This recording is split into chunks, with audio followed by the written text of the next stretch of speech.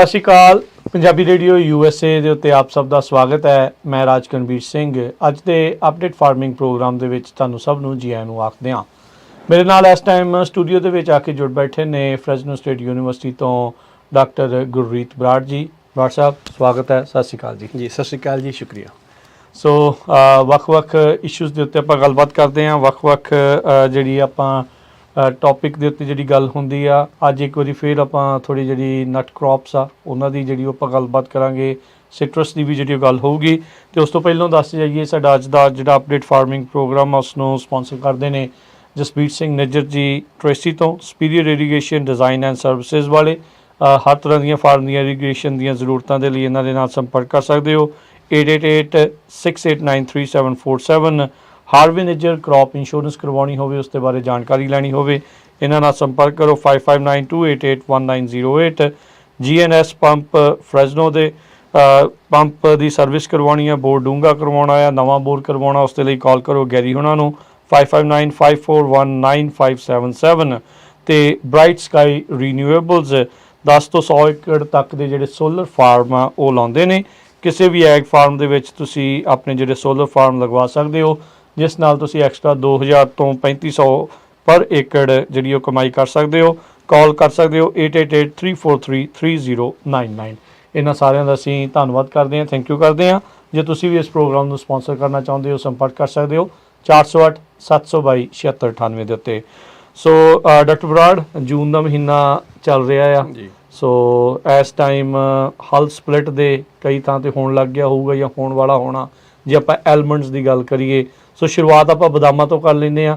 ਕੀ right now position ਦੇ ਵਿੱਚ ਹੈ ਅਤੇ ਕੀ ਕੁਛ ਚੱਲ ਰਿਹਾ ਹੈ ਫਾਰਮਸ ਦੇ ਵਿੱਚ ਉੱਥੇ? ਜੀ ਚੱਲ ਆਪਾਂ ਬਦਾਮਾਂ ਤੋਂ ਸ਼ੁਰੂ ਕਰਦੇ ਹਾਂ, ਕਿਉਂਕਿ ਆਪਣੀ ਮੁੱਖ ਨਟ ਕ੍ਰੌਪਸ ਦੇ ਵਿੱਚ ਮੁੱਖ ਏਰੀਆ ਦੇ ਹਿਸਾਬ ਨਾਲ ਇਹ ਹੈ ਫਸਲ। ਉਹਦੇ ਵਿੱਚ ਪਹਿਲੀ ਤਾਂ ਗੱਲ ਜਿਹੜੀ ਰੀਸੈਂਟ ਹੀਟ ਵੇਵ ਸ਼ੁਰੂ ਹੋਈ ਹੈ ਇੱਕ, ਹਾਂਜੀ, ਉਹਦੇ ਨਾਲ ਕਾਫੀ ਕੁਛ ਧਿਆਨ 'ਚ ਰੱਖਣ ਦੀ ਲੋੜ ਪੈਂਦੀ ਹੈ। ਪਹਿਲੀ ਤਾਂ ਇਰੀਗੇਸ਼ਨ ਮੈਨੇਜਮੈਂਟ, ਪਾਣੀ ਦਾ ਕਿਸ ਤਰੀਕੇ ਨਾਲ ਹਿਸਾਬ ਕਿਤਾਬ ਰੱਖਣਾ। ਹਲ ਸਪਲਿਟ ਹਾਲੇ ਥੋੜ੍ਹਾ ਦੂਰ ਹੈ। ਐਤਕੀ ਇਹ ਹੈ ਕਿ ਆਮ ਤੌਰ ਦੇ ਉੱਤੇ ਹਲ ਸਪਲਿਟ ਦਾ ਟਾਈਮ ਹੁੰਦਾ ਹੈ ਜੂਨ ਦੇ ਅਖੀਰ ਤੋਂ ਲੈ ਕੇ ਜੁਲਾਈ ਦੇ ਪਹਿਲੇ ਅੱਧ ਤੱਕ। ਉਹ ਡਿਪੈਂਡ ਕਰਦਾ ਹੈ ਕਦੋਂ ਹੋਣਾ ਹੈ। ਉਹਦਾ ਡਿਪੈਂਡ ਇਸ 'ਤੇ ਕਰਦਾ ਕਿ ਬਲੂਮ ਤੋਂ ਲੈ ਕੇ 90 ਦਿਨ ਤੱਕ ਤਾਪਮਾਨ ਕਿੱਦਾਂ ਦੇ ਰਹੇ। ਜੇ ਬਲੂਮ ਤੋਂ ਲੈ ਕੇ 90 ਦਿਨ ਤੱਕ ਤਾਪਮਾਨ ਤੇਜ਼ ਰਹਿੰਦੇ ਆ, ਜ਼ਿਆਦਾ ਗਰਮੀ ਰਹਿੰਦੀ ਹੈ, ਤਾਂ ਫਿਰ ਹਲ ਸਪਲਿਟ ਅਤੇ ਜਾਂ ਹਾਰਵੈਸਟ ਹੈ ਉਹ ਪਹਿਲਾਂ ਆ ਜਾਂਦਾ। ਅਤੇ ਜੇ ਟੈਂਪਰੇਚਰ ਠੰਡੇ ਰਹਿੰਦੇ ਆ ਤਾਂ ਉਹ ਥੋੜ੍ਹਾ ਜਿਹਾ ਡਿਲੇ ਹੋ ਜਾਂਦਾ। ਸੋ ਇਸ ਸੀਜ਼ਨ 'ਚ ਠੰਡਾ ਰਿਹਾ ਥੋੜ੍ਹਾ। ਐਤਕੀ ਟੈਂਪਰੇਚਰ ਕਾਫੀ ਠੰਡੇ ਰਹੇ ਆ, ਮਾਰਚ ਦੇ ਵਿੱਚ ਵੀ, ਅਪ੍ਰੈਲ ਦੇ ਵਿੱਚ ਵੀ ਮੀਂਹ ਪਏ ਸਗੋਂ। ਸੋ ਤਕਰੀਬਨ ਮਈ ਦੇ ਮਹੀਨੇ ਦੇ ਅਖੀਰ ਤੱਕ ਹੀ ਟੈਂਪਰੇਚਰ ਜਿਹੜੇ ਉਹ ਮੱਠੇ ਰਹੇ। ਜੇ ਹੁਣ ਇੱਕੋ ਦਮ ਤਪਸ਼ ਵੱਧ ਜਾਂਦੀ ਹੈ, ਇੱਕੋ ਦਮ ਇਹਨਾਂ ਟੈਂਪਰੇਚਰ 108-110 ਡਿਗਰੀ ਹੋ ਜਾਂਦਾ, ਉਹਦੇ ਨਾਲ ਉਹਦੀ ਡਿਵੈਲਪਮੈਂਟ ਦੇ ਉੱਤੇ ਇੰਨਾ ਫਰਕ ਜਾਂ ਨਹੀਂ ਪੈਂਦਾ। ਓਕੇ, ਇਹ ਰਿਸਰਚ ਕਹਿੰਦੀ ਹੈ। ਓਕੇ, ਸੋ ਇਸ ਕਰਕੇ ਜਿਹੜੇ ਐਤਕੀ ਟੈਂਪਰੇਚਰ ਹੁਣ ਹੋਏ ਨੇ ਪਿਛਲੇ ਹਫ਼ਤੇ ਡੇਢ ਤੋਂ, ਅਤੇ ਆਹ ਹਫ਼ਤੇ ਵੀ ਅਖੀਰ ਤੱਕ ਚੱਲਣੇ ਆ। ਉਦੋਂ ਬਾਅਦ ਥੋੜ੍ਹਾ ਜਿਹਾ ਕੂਲ ਡਾਊਨ ਹੋਊਗਾ। ਉਹਦੇ ਵਿੱਚ ਸਭ ਤੋਂ ਜਿਹੜੀ ਵੱਡੀ ਚੀਜ਼ ਆਉਂਦੀ ਹੈ ਉਹ ਇਰੀਗੇਸ਼ਨ ਮੈਨੇਜਮੈਂਟ ਦੀ ਆਉਂਦੀ ਹੈ, ਪਾਣੀ ਦੀ।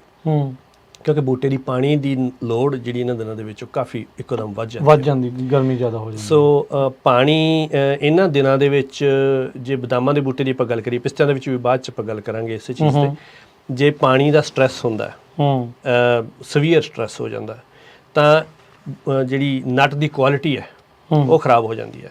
ਉੱਤੇ ਜਦੋਂ ਆਪਾਂ ਬਦਾਮਾਂ ਦਾ ਗਿਰੀ ਦੇਖਦੇ ਹਾਂ ਤਾਂ ਗਿਰੀ ਦੇ ਉੱਤੇ ਕਈ ਵਾਰੀ ਝੁਰੜੀਆਂ ਪਈਆਂ ਹੁੰਦੀਆਂ। ਹਾਂਜੀ, ਉਹ ਝੁਰੜੀਆਂ ਮਈ ਦੇ ਮਹੀਨੇ ਦੇ ਵਿੱਚ ਜਦੋਂ ਗਿਰੀ ਅੰਦਰੋਂ ਸੋਲਿਡ ਹੋਣ ਲੱਗਦੀ ਹੈ ਨਾ, ਪਹਿਲਾਂ ਤਰਲ ਹੁੰਦੀ ਹੈ, ਲਿਕੁਇਡ ਹੁੰਦੀ ਹੈ, ਜਦੋਂ ਸੋਲਿਡੀਫਿਕੇਸ਼ਨ ਹੁੰਦੀ ਹੈ ਉਹਦੀ, ਅਤੇ ਉਸ ਤੋਂ ਬਾਅਦ ਡਰਾਈ ਮੈਸ ਐਕਿਊਮੂਲੇਸ਼ਨ ਚੱਲਦੀ ਰਹਿੰਦੀ ਹੈ ਇਹਨਾਂ ਮਹੀਨਿਆਂ ਦੇ ਦੌਰਾਨ, ਤਾਂ ਮਈ ਦੇ ਅਤੇ ਜੂਨ ਦੇ ਮਹੀਨਿਆਂ ਦੇ ਵਿੱਚ ਜੇ ਸਵੀਅਰ ਵਾਟਰ ਸਟਰੈਸ ਹੋ ਜਾਂਦਾ ਤਾਂ ਉਹਦੇ ਨਾਲ ਉਹਦੇ ਉੱਤੇ ਝੁਰੜੀਆਂ ਪੈ ਜਾਂਦੀਆਂ ਨੇ।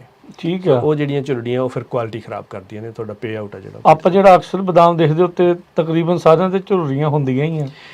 ਉਹ ਮੇਰੇ ਖਿਆਲ ਨਾਲ ਫਿਰ ਇਹੀ ਹੈ ਕਿ ਪਾਣੀ ਜ਼ਿਆਦਾਤਰ ਜਿਹੜੀ ਬਦਾਮਾਂ ਦੇ ਗਰੋਇੰਗ ਏਰੀਆ ਦੇ ਵਿੱਚ ਪਿਛਲੇ ਕਾਫੀ ਸਮੇਂ ਤੋਂ ਪਰਸਿਸਟੈਂਟਲੀ ਡਰਾਊਟ ਚੱਲਦਾ ਹੈ। ਹਾਂਜੀ, ਸਹੀ ਗੱਲ ਹੈ। ਜ਼ਿਆਦਾਤਰ ਕੇਸ ਇਹੀ ਹੈ ਕਿ ਉਹਦੇ ਵਿੱਚ ਪਾਣੀ ਦੀ ਅਕਸਰ ਕਮੀ ਰਹਿ ਜਾਂਦੀ ਹੈ ਅਕਰੋਸ ਦਾ ਸੀਜ਼ਨ ਹੀ। ਠੀਕ ਹੈ, ਸੋ ਇਹਨਾਂ ਦਿਨਾਂ ਦੇ ਵਿੱਚ ਵਾਟਰ ਸਟਰੈਸ ਬੂਟੇ ਨੂੰ ਨਹੀਂ ਹੋਣਾ ਚਾਹੀਦਾ। ਅੱਛਾ, ਹੈਵਿੰਗ ਸੈਡ ਦੈਟ, ਹੁਣ ਆਪਾਂ ਉਸ ਤੋਂ ਬਾਅਦ ਜਦੋਂ ਹਲ ਸਪਲਿਟ ਦੀ ਆਪਾਂ ਤਿਆਰੀ ਕਰਨੀ ਹੈ, ਹਲ ਸਪਲਿਟ ਦੇ ਵੇਲੇ ਮਾਹਰ ਇਹ ਕਹਿੰਦੇ ਆ, ਯੂਨੀਵਰਸਿਟੀ ਦੀ ਰਿਸਰਚ ਇਹ ਕਹਿੰਦੀ ਹੈ ਕਿ ਹਲ ਸਪਲਿਟ ਜਦੋਂ ਸ਼ੁਰੂ ਹੋ ਜਾਂਦੀ ਹੈ ਤਾਂ ਉਦੋਂ ਆਪਾਂ ਡੈਫੀਸ਼ੀਟ ਇਰੀਗੇਸ਼ਨ ਸ਼ੁਰੂ ਕਰ ਸਕਦੇ ਹਾਂ, ਮਤਲਬ ਪਾਣੀ ਦੀ ਹਲਕੀ ਜਿਹੀ ਕਟੌਤੀ ਜਿਹਨੂੰ ਆਪਾਂ ਮਾਈਲਡ ਸਟ੍ਰੈਸ ਕਹਿੰਦੇ ਆ, ਉਹ ਸਗੋਂ ਲਾਹੇਵੰਦ ਹੁੰਦਾ। ਸੋ ਇਹ ਜਦੋਂ ਮਾਈਲਡ ਸਟ੍ਰੈਸ ਆ, ਇਹਦਾ ਕੋਈ ਨੰਬਰਸ ਵੀ ਹੁੰਦੇ? ਹਾਂਜੀ, ਮਾਈਲਡ ਸਟ੍ਰੈਸ ਹੁਣ ਉਹਦੇ ਵਿੱਚ ਇਹ ਪਹਿਲੀ ਤਾਂ ਗੱਲ ਵੀ ਆਪਣਾ ਇਰੀਗੇਸ਼ਨ ਸਿਸਟਮ, ਜੇ ਮਾਈਕਰੋ ਇਰੀਗੇਸ਼ਨ ਸਿਸਟਮ ਹੈ, ਡ੍ਰਿਪ ਸਿਸਟਮ ਹੈ ਜਾਂ ਫੈਨ ਜੈਟ ਹੈ, ਤਾਂ ਆਪਣੇ ਕੋਲੇ ਜ਼ਿਆਦਾ ਵਧੀਆ ਤਰੀਕੇ ਨਾਲ ਕੈਪੇਬਿਲਿਟੀ ਹੈਗੀ ਉਹਨੂੰ ਫਾਈਨ ਟਿਊਨ ਕਰਨ ਦੀ, ਕਿਉਂਕਿ ਉਹਦੇ ਵਿੱਚ ਆਪਾਂ ਕੰਟਰੋਲ ਕਰ ਸਕਦੇ ਹਾਂ, ਘੰਟਿਆਂ ਤੱਕ ਮਿੰਟਾਂ ਤੱਕ ਆਪਾਂ ਕੰਟਰੋਲ ਕਰ ਸਕਦੇ ਹਾਂ ਕਿੰਨਾ ਪਾਣੀ ਦੇਣਾ ਹੈ, ਕਿੰਨਾ ਪਰਸੈਂਟ ਜਿਹੜੀ ਟੋਟਲ ਇਵੈਪੋ ਟਰਾਂਸਪੀਰੇਸ਼ਨ ਆ ਉਹਦਾ ਆਪਾਂ ਅਪਲਾਈ ਕਰਨਾ। ਜੇ ਆਪਣੇ ਕੋਲੇ ਫਲੱਡ ਇਰੀਗੇਸ਼ਨ ਸਿਸਟਮਸ ਹੈ ਤਾਂ ਆਪਣੀ ਉਹ ਸਮਰੱਥਾ ਬਹੁਤ ਘੱਟ ਜਾਂਦੀ ਹੈ। ਫਲੱਡ ਇਰੀਗੇਸ਼ਨ ਦੇ ਵਿੱਚ ਵੀ ਤੁਸੀਂ ਕਰ ਸਕਦੇ ਹੋ, ਪਰ ਉਹਦੇ ਵਿੱਚ ਉਹਨੇ ਰਿਸਕ ਜ਼ਿਆਦਾ ਵੱਧ ਜਾਂਦੇ ਆ ਤੇ ਉਹਦੀ ਫਾਈਨ ਟਿਊਨਿੰਗ ਦੀ ਸਮਰੱਥਾ ਨਹੀਂ ਰਹਿੰਦੀ। ਠੀਕ ਹੈ। ਇੱਕ ਤਾਂ ਇਹ ਹੈ ਕਿ ਜੇਕਰ ਤੁਹਾਡੇ ਕੋਲੇ ਸਿਸਟਮ ਹੈਗੇ ਨੇ ਮਾਈਕਰੋ ਇਰੀਗੇਸ਼ਨ ਸਿਸਟਮ, ਤਾਂ ਤੁਸੀਂ ਪਹਿਲਾਂ ਇਸ ਚੀਜ਼ ਲਈ ਪ੍ਰਿਪੇਅਰ ਹੋ ਜਾਓ। ਉਹਦੇ ਵਿੱਚ ਕੁਝ ਦਿਮਾਗੀ ਕੈਲਕੂਲੇਸ਼ਨਸ ਲੱਗਣਗੀਆਂ, ਕੁਝ ਐਡਜਸਟਮੈਂਟਸ, ਸਿਸਟਮ ਨੂੰ ਜਾਣਨਾ, ਉਹ ਸਾਰਾ ਕੁਝ ਉਹ ਜ਼ਰੂਰੀ ਹੈ। ਸੋ ਖੋਜ ਇਹ ਕਹਿੰਦੀ ਹੈ ਕਿ ਜੇ ਬੂਟੇ ਦੀ ਜਿੰਨੀ ਲੋੜ ਹੈ ਇਹਨਾਂ ਦਿਨਾਂ ਦੇ ਵਿੱਚ, ਉਹਦੀ 85% ਤੱਕ ਲੋੜ ਪੂਰੀ ਕੀਤੀ ਜਾਵੇ, ਠੀਕ ਹੈ, ਉਹਨਾਂ ਦਿਨਾਂ ਦੇ ਵਿੱਚ, ਤਾਂ ਬੂਟੇ ਦੇ ਝਾੜ ਦੇ ਉੱਤੇ ਕੋਈ ਅਸਰ ਨਹੀਂ ਪੈਂਦਾ।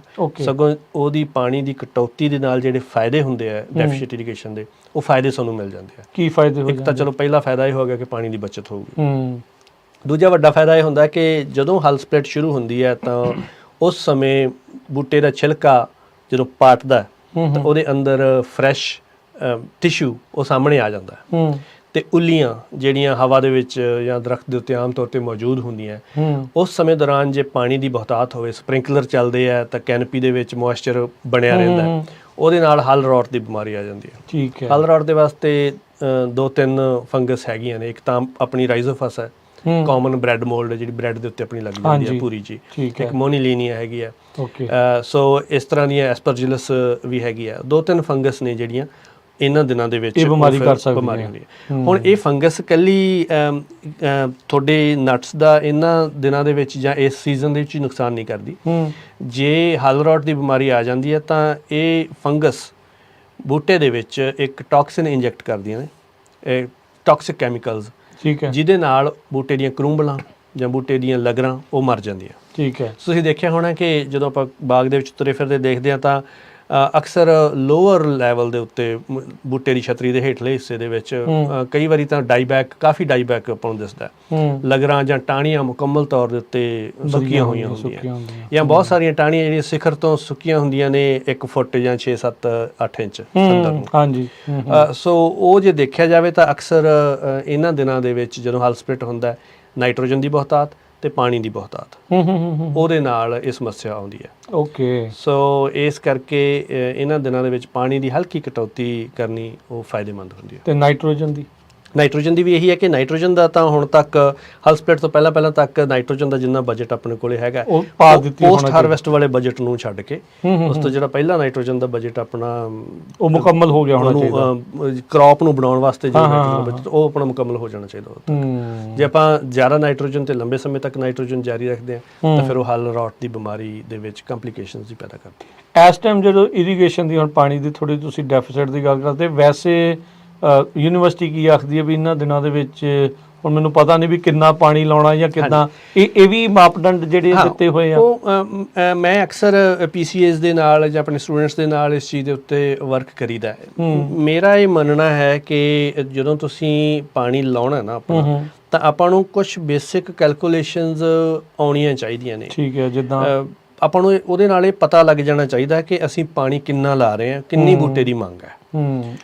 ਉਸ ਤੋਂ ਬਾਅਦ ਪ੍ਰੈਕਟੀਕਲ ਜਦੋਂ ਆਪਾਂ ਐਕਚੁਅਲੀ ਆਪਾਂ ਵਾਲਵ ਔਨ ਕਰਦੇ ਹਾਂ, ਜਿੰਨੇ ਘੰਟੇ ਰਨ ਕਰਦੇ ਹਾਂ, ਉਹਦੇ ਵਿੱਚ ਪ੍ਰੈਕਟੀਕਲੀ ਉੱਪਰ ਨੀਚੇ ਹੋ ਸਕਦਾ ਹੈ, ਕਿਉਂਕਿ ਆਪਾਂ ਹਰ ਚੀਜ਼ ਬਿਲਕੁਲ ਕਿਤਾਬੀ ਤਰੀਕੇ ਨਾਲ ਨਹੀਂ ਚੱਲ ਸਕਦੇ। ਪਰ ਅਕਸਰ ਇਹ ਵੇਖਿਆ ਗਿਆ ਕਿ ਮੈਂ ਬਹੁਤ ਸਾਰੇ ਕਿਸਾਨ ਵੀਰਾਂ ਨੂੰ ਮਿਲਦਾ ਤਾਂ ਅਕਸਰ ਇਹ ਵੇਖਿਆ ਗਿਆ ਕਿ ਉਹ ਆਪਣੇ ਆਸੇ-ਪਾਸੇ ਨੂੰ ਪੁੱਛ ਕੇ ਜਾਂ ਆਪਣੇ ਕੈਲੰਡਰ ਦੇ ਹਿਸਾਬ ਨਾਲ ਵੀ ਇੰਨਾ ਜਾਂ ਖੁੱਲਾ ਪਾਣੀ ਲਾਤਾ ਹਨ, ਤਾਂ ਉਹ ਅਕਸਰ ਜ਼ਿਆਦਾ ਪਾਣੀ ਲਾਉਣ ਵੱਲ ਗਲਤੀ ਹੋ ਜਾਂਦੀ ਹੈ, ਜਿਹਦੇ ਨਾਲ ਬੂਟੇ ਸਟ੍ਰੈਸ ਦੇ ਵਿੱਚ ਆ ਜਾਂਦੇ ਆ। ਮੈਂ ਪਹਿਲਾਂ ਵੀ ਅਕਸਰ ਇਹ ਕਹਿੰਦਾ ਹੁੰਦਾ ਕਿ ਬਦਾਮਾਂ ਦੇ ਬੂਟੇ ਜਾਂ ਪਿਸਤਿਆਂ ਦੇ ਬੂਟੇ ਜੇ ਇਹਨਾਂ ਦੀ ਗੱਲ ਕਰੀਏ ਤਾਂ ਜਿੱਥੋਂ ਦੇ ਇਹ ਜੰਪਲ ਨੇ ਨਾ, ਇਹ ਈਰਾਨ, ਅਫਗਾਨਿਸਤਾਨ, ਇਰਾਕ ਜਾਂ ਪੱਛਮੀ ਖੁਸ਼ਕ ਇਲਾਕੇ ਆ ਭਾਰਤ ਖੁਸ਼ਕ ਇਲਾਕੇ ਨੇ। ਸੋ ਇਹ ਜੈਨੇਟਿਕਲੀ ਇਹ ਖੁਸ਼ਕੀ ਨੂੰ ਜਾਂ ਖੁਸ਼ਕ ਹਾਲਾਤ ਨੂੰ ਝੱਲਣ ਦੇ ਜ਼ਿਆਦਾ ਯੋਗ ਨੇ। ਸੋ ਜੇਕਰ ਪਾਣੀ ਦੀ ਕਮੀ ਰਹਿ ਜੂਗੀ ਤਾਂ ਬੂਟਾ ਮਰਦਾ ਨਹੀਂ ਜਾਂ ਬੂਟਾ ਸਟ੍ਰੈਸ ਦੇ ਵਿੱਚ ਇੰਨਾ ਜ਼ਿਆਦਾ ਨਹੀਂ ਆਉਂਦਾ, ਉਹਦੇ ਨਾਲ ਆਪਣੀ ਕੁਆਲਿਟੀ ਤਾਂ ਖਰਾਬ ਹੁੰਦੀ ਹੈ, ਕੁਆਲਿਟੀ ਆਪਣਾ ਆਬਜੈਕਟਿਵ ਹੈਗਾ। ਪਰ ਜੇ ਬੂਟੇ ਦੀ ਉਂਝ ਸਟ੍ਰੈਸ ਦੀ ਗੱਲ ਕਰੀਏ ਤਾਂ ਬੂਟਾ ਪਾਣੀ ਦੀ ਕਮੀ ਨਾਲ ਉਹਨਾਂ ਸਟ੍ਰੈਸ ਨਹੀਂ ਹੁੰਦਾ ਜਿੰਨਾ ਪਾਣੀ ਦੀ ਹਲਕੀ ਜੀ ਬਹੁਤਾਤ ਦੇ ਨਾਲ ਬੂਟਾ ਦੱਸਣਾ ਸ਼ੁਰੂ ਕਰ ਦਿੰਦਾ, ਉਹਦੇ ਲੱਛਣ ਪਤਾ ਲੱਗਣੇ ਸ਼ੁਰੂ। ਕਿੱਦਾਂ ਦੇ ਲੱਛਣ ਹੁੰਦੇ? ਪੀਲੇ ਹੋ ਜਾਂਦੇ ਪੱਤੇ ਪੀਲੇ ਹੋਣੇ ਸ਼ੁਰੂ ਹੋ ਜਾਂਦੇ ਆ। ਜੇ ਸਾਡੀ ਮਿੱਟੀ, ਆਪਾਂ ਮਿੱਟੀ ਦੇ ਬਾਰੇ ਵੀ ਗੱਲ ਕਰਾਂਗੇ, ਜਦੋਂ ਮਿੱਟੀ ਥੋੜੀ ਜਿਹੀ ਜੇ ਭਾਰੀ ਹੈ ਜਿਹਦੇ ਵਿੱਚ ਪਾਣੀ ਖੜਾ ਰਹਿੰਦਾ, ਕਲੇ ਟਾਈਪ ਪਾਣੀ ਜੀਰਦਾ ਨਹੀਂ ਹੈ, ਉਹਦੇ ਨਾਲ ਕੀ ਹੁੰਦਾ ਕਿ ਜਿੰਨੇ ਮਿੱਟੀ ਦੇ ਪੋਰ ਹੈ ਉਹਨਾਂ ਦੇ ਵਿੱਚ ਪਾਣੀ ਜਮ੍ਹਾਂ ਹੋ ਗਿਆ, ਉਹਦੇ ਵਿੱਚ ਹਵਾ ਗਾਇਬ ਹੋ ਗਈ। ਉਹਦੇ ਕਰਕੇ ਮੈਂ ਕਹਿੰਦਾ ਉਹਨਾਂ ਬੂਟੇ ਦੀਆਂ ਜੜ੍ਹਾਂ ਦਾ ਸਾਹ ਘੁੱਟਿਆ ਗਿਆ ਜਿਵੇਂ, ਠੀਕ ਹੈ। ਉਹ ਜਦੋਂ ਜੜ੍ਹਾਂ ਜਾਂ ਰੌਟ ਵਰਗੀ ਸਥਿਤੀ ਪੈਦਾ ਹੋ ਜਾਂਦੀ ਹੈ ਜਾਂ ਉਹਨਾਂ ਨੂੰ ਆਕਸੀਜਨ ਨਹੀਂ ਪ੍ਰੋਪਰ ਮਿਲਦੀ ਬੂਟੇ ਦੀ ਜੜ੍ਹਾਂ ਨੂੰ ਜਾਂ ਗਰੋਥ, ਤਾਂ ਉਹਦੇ ਕਰਕੇ ਫਿਰ ਅਪਟੇਕ ਪਾਣੀ ਦਾ ਵੀ ਤੇ ਨਿਊਟ੍ਰੀਐਂਟਸ ਦਾ ਵੀ, ਨਿਊਟ੍ਰੀਐਂਟਸ ਦਾ ਅਪਟੇਕ ਹੈ ਜਿਹੜਾ, ਉਹ ਸਭ ਤੋਂ ਪਹਿਲੀ ਗੱਲ ਹੈ ਜਿਹੜੀ ਉਹ ਘਟਦੀ ਹੈ। ਉਹਦੇ ਨਾਲ ਬੂਟੇ ਦੀ ਛਤਰੀ ਦੇ ਵਿੱਚ ਰੈਂਡਮਲੀ ਪੀਲਾਪਣ ਹੋਣਾ ਸ਼ੁਰੂ ਹੋ ਜਾਂਦਾ, ਪਿਲਤਨ ਦਿਖਣੀ। ਠੀਕ ਹੈ। ਸੋ ਉਹ ਪੀਲਾਪਣ ਜੇ ਮਈ ਦੇ ਮਹੀਨੇ ਦੇ ਵਿੱਚ ਤੁਹਾਨੂੰ ਦੇਖਣ ਨੂੰ ਮਿਲੇ ਤਾਂ ਇਹਦਾ ਮਤਲਬ ਜ਼ਿਆਦਾ ਪਾ ਗਏ, ਇਹ ਚੈੱਕ ਕਰੋ ਕਿ ਪਾਣੀ ਜਦ ਤੱਕ ਤੇ ਖੜਦਾ।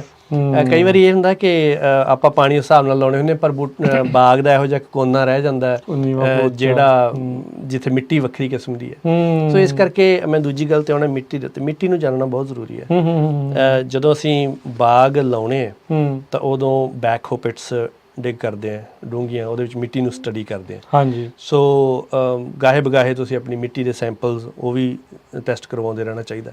ਉਹਦੇ ਨਾਲ ਆਪਣੀ ਮਿੱਟੀ ਕਿਸ ਕਿਸਮ ਦੀ ਹੈ ਤੇ ਬਾਗ ਦੇ ਵਿੱਚ ਕਿਹੜੇ ਕਿਹੜੇ ਵੱਖਰੇ ਵੱਖਰੇ ਜ਼ੋਨ ਨੇ ਮਿੱਟੀ ਦੀ ਕਿਸਮ ਦੇ ਹਿਸਾਬ ਨਾਲ, ਉਹ ਫਿਰ ਪਤਾ ਲੱਗ ਜਾਂਦਾ। ਸੋ ਉਹ ਜਾਣਕਾਰੀ ਹੈ ਜਿਹੜੀ ਉਹ ਫਿਰ ਤੁਹਾਨੂੰ ਪਾਣੀ ਲਾਉਣ ਦੇ ਵਿੱਚ, ਜਿਹਨੂੰ ਇਰੀਗੇਸ਼ਨ ਸਕੈਜੂਲਿੰਗ ਆਪਾਂ ਕਹਿੰਦੇ, ਉਹਦੇ 'ਚ ਮਦਦ ਕਰੂਗੀ। ਠੀਕ ਹੈ। ਜਿਵੇਂ ਅੱਜ ਕੱਲ੍ਹ ਮੈਂ ਹੁਣ ਦੇਖ ਰਿਹਾ ਸੀ ਕੁਛ ਰਿਸੋਰਸਿਸ ਹੈ, ਜਿਵੇਂ ਮੈਂ ਦੱਸਣਾ ਚਾਹੁੰਦਾ ਸੀ, ਇੱਕ ਜਿਹੜਾ NOAA ਹੈਗਾ ਵੈਦਰ ਆਪਾਂ ਦੇਖਦੇ ਹਾਂ, ਓਸ਼ੈਨਿਕ ਐਟਮੋਸਫੀਅਰਿਕ ਜਿਹੜੀ ਉਹਨਾਂ ਦੇ ਹੈਗਾ ਡਿਪਾਰਟਮੈਂਟ, ਉਹਦੇ ਵਿੱਚ ਉਹਨਾਂ ਦਾ ਇੱਕ ਸੈਕਸ਼ਨ ਹੈ FRET। ਉਹ ਤੁਸੀਂ ਗੂਗਲ ਕਰਕੇ FRET, ਬੇਸਿਕਲੀ ਉਹ ਇਵੈਪੋਟ੍ਰਾਂਸਪੀਰੇਸ਼ਨ ਦੀ ਫੋਰਕਾਸਟ ਹੈ। ਠੀਕ ਹੈ, ਵੀ ਕਿੰਨਾ ਪਾਣੀ ਦਾ ਵਾਸ਼ਵੀਕਰਨ ਕਰਨਾ ਹੋਣਾ, ਕਿਉਂਕਿ ਜ਼ਿਆਦਾਤਰ ਜਿੰਨੇ ਰਿਸੋਰਸਿਸ ਆਪਾਂ ਨੂੰ ਦੇਖਦੇ ਨੇ, ਈਵਨ ਯੂਨੀਵਰਸਿਟੀ ਵੀ ਨਿਊਜ਼ਲੈਟਰ ਭੇਜਦੀ ਹੈ ਜਿਹੜਾ, ਉਹ ਬੀਤੇ ਹਫ਼ਤੇ ਦੀ ਇਵੈਪੋਟ੍ਰਾਂਸਪੀਰੇਸ਼ਨ ਦੇ ਉੱਤੇ ਹੁੰਦਾ ਵੀ ਬੀਤੇ ਹਫ਼ਤੇ ਜਿੰਨੀ ਕੁ ਤਪਸ਼ ਰਹੀ ਉਨੀ ਬੂਟੇ ਦੀ ਮੰਗ ਉਹਨਾਂ ਨੇ ਦੱਸ ਦੇਣੀ ਹੈ। ਹੁਣ ਆਉਣ ਵਾਲੇ ਹਫ਼ਤੇ ਕਈ ਵਾਰੀ ਇੱਕ ਹਫ਼ਤੇ ਤੇ ਦੂਜੇ ਹਫ਼ਤੇ ਦਾ 20 ਡਿਗਰੀ ਦਾ ਵੀ ਫਰਕ ਪੈ ਜਾਂਦਾ। ਸੋ ਉਹ FRET ਵਾਲਾ ਚੰਗਾ ਰਿਸੋਰਸ ਹੈ। ਉਹਦੇ ਵਿੱਚ ਆਉਣ ਵਾਲੇ ਦਿਨਾਂ ਦੇ ਵਿੱਚ, ਹੁਣ ਅੱਜ ਹੀ ਮੈਂ ਦੇਖ ਰਿਹਾ ਸੀਗਾ, ਹੁਣ 0.30-0.32 inch Merced area, west side, Fresno county, 0.30-0.31 inch ਜਿਹੜੀ ਇਵੈਪੋਟ੍ਰਾਂਸਪੀਰੇਸ਼ਨ ਹੈਗੀ ਹੈ, ਰੈਫਰੈਂਸ ਇਵੈਪੋਟ੍ਰਾਂਸਪੀਰੇਸ਼ਨ। ਹਾਂ, ਬਾਕੀ ਤੁਸੀਂ ਆਪਣੇ PCA ਦੇ ਨਾਲ ਜਾਂ ਕੰਸਲਟੈਂਟ ਦੇ ਨਾਲ ਗੱਲ ਕਰਕੇ ਉਹਨੂੰ ਇਹ ਦੇਖ ਸਕਦੇ ਹੋ ਕਿ ਉਹਨੂੰ ਕ੍ਰੌਪ ET ਦੇ ਵਿੱਚ ਕਿਵੇਂ ਬਦਲਣਾ ਹੈ। ਉਹ ਜਿਹੜੀ ਕੈਲਕੂਲੇਸ਼ਨ ਬੜੀ ਸਿੰਪਲ ਹੈ।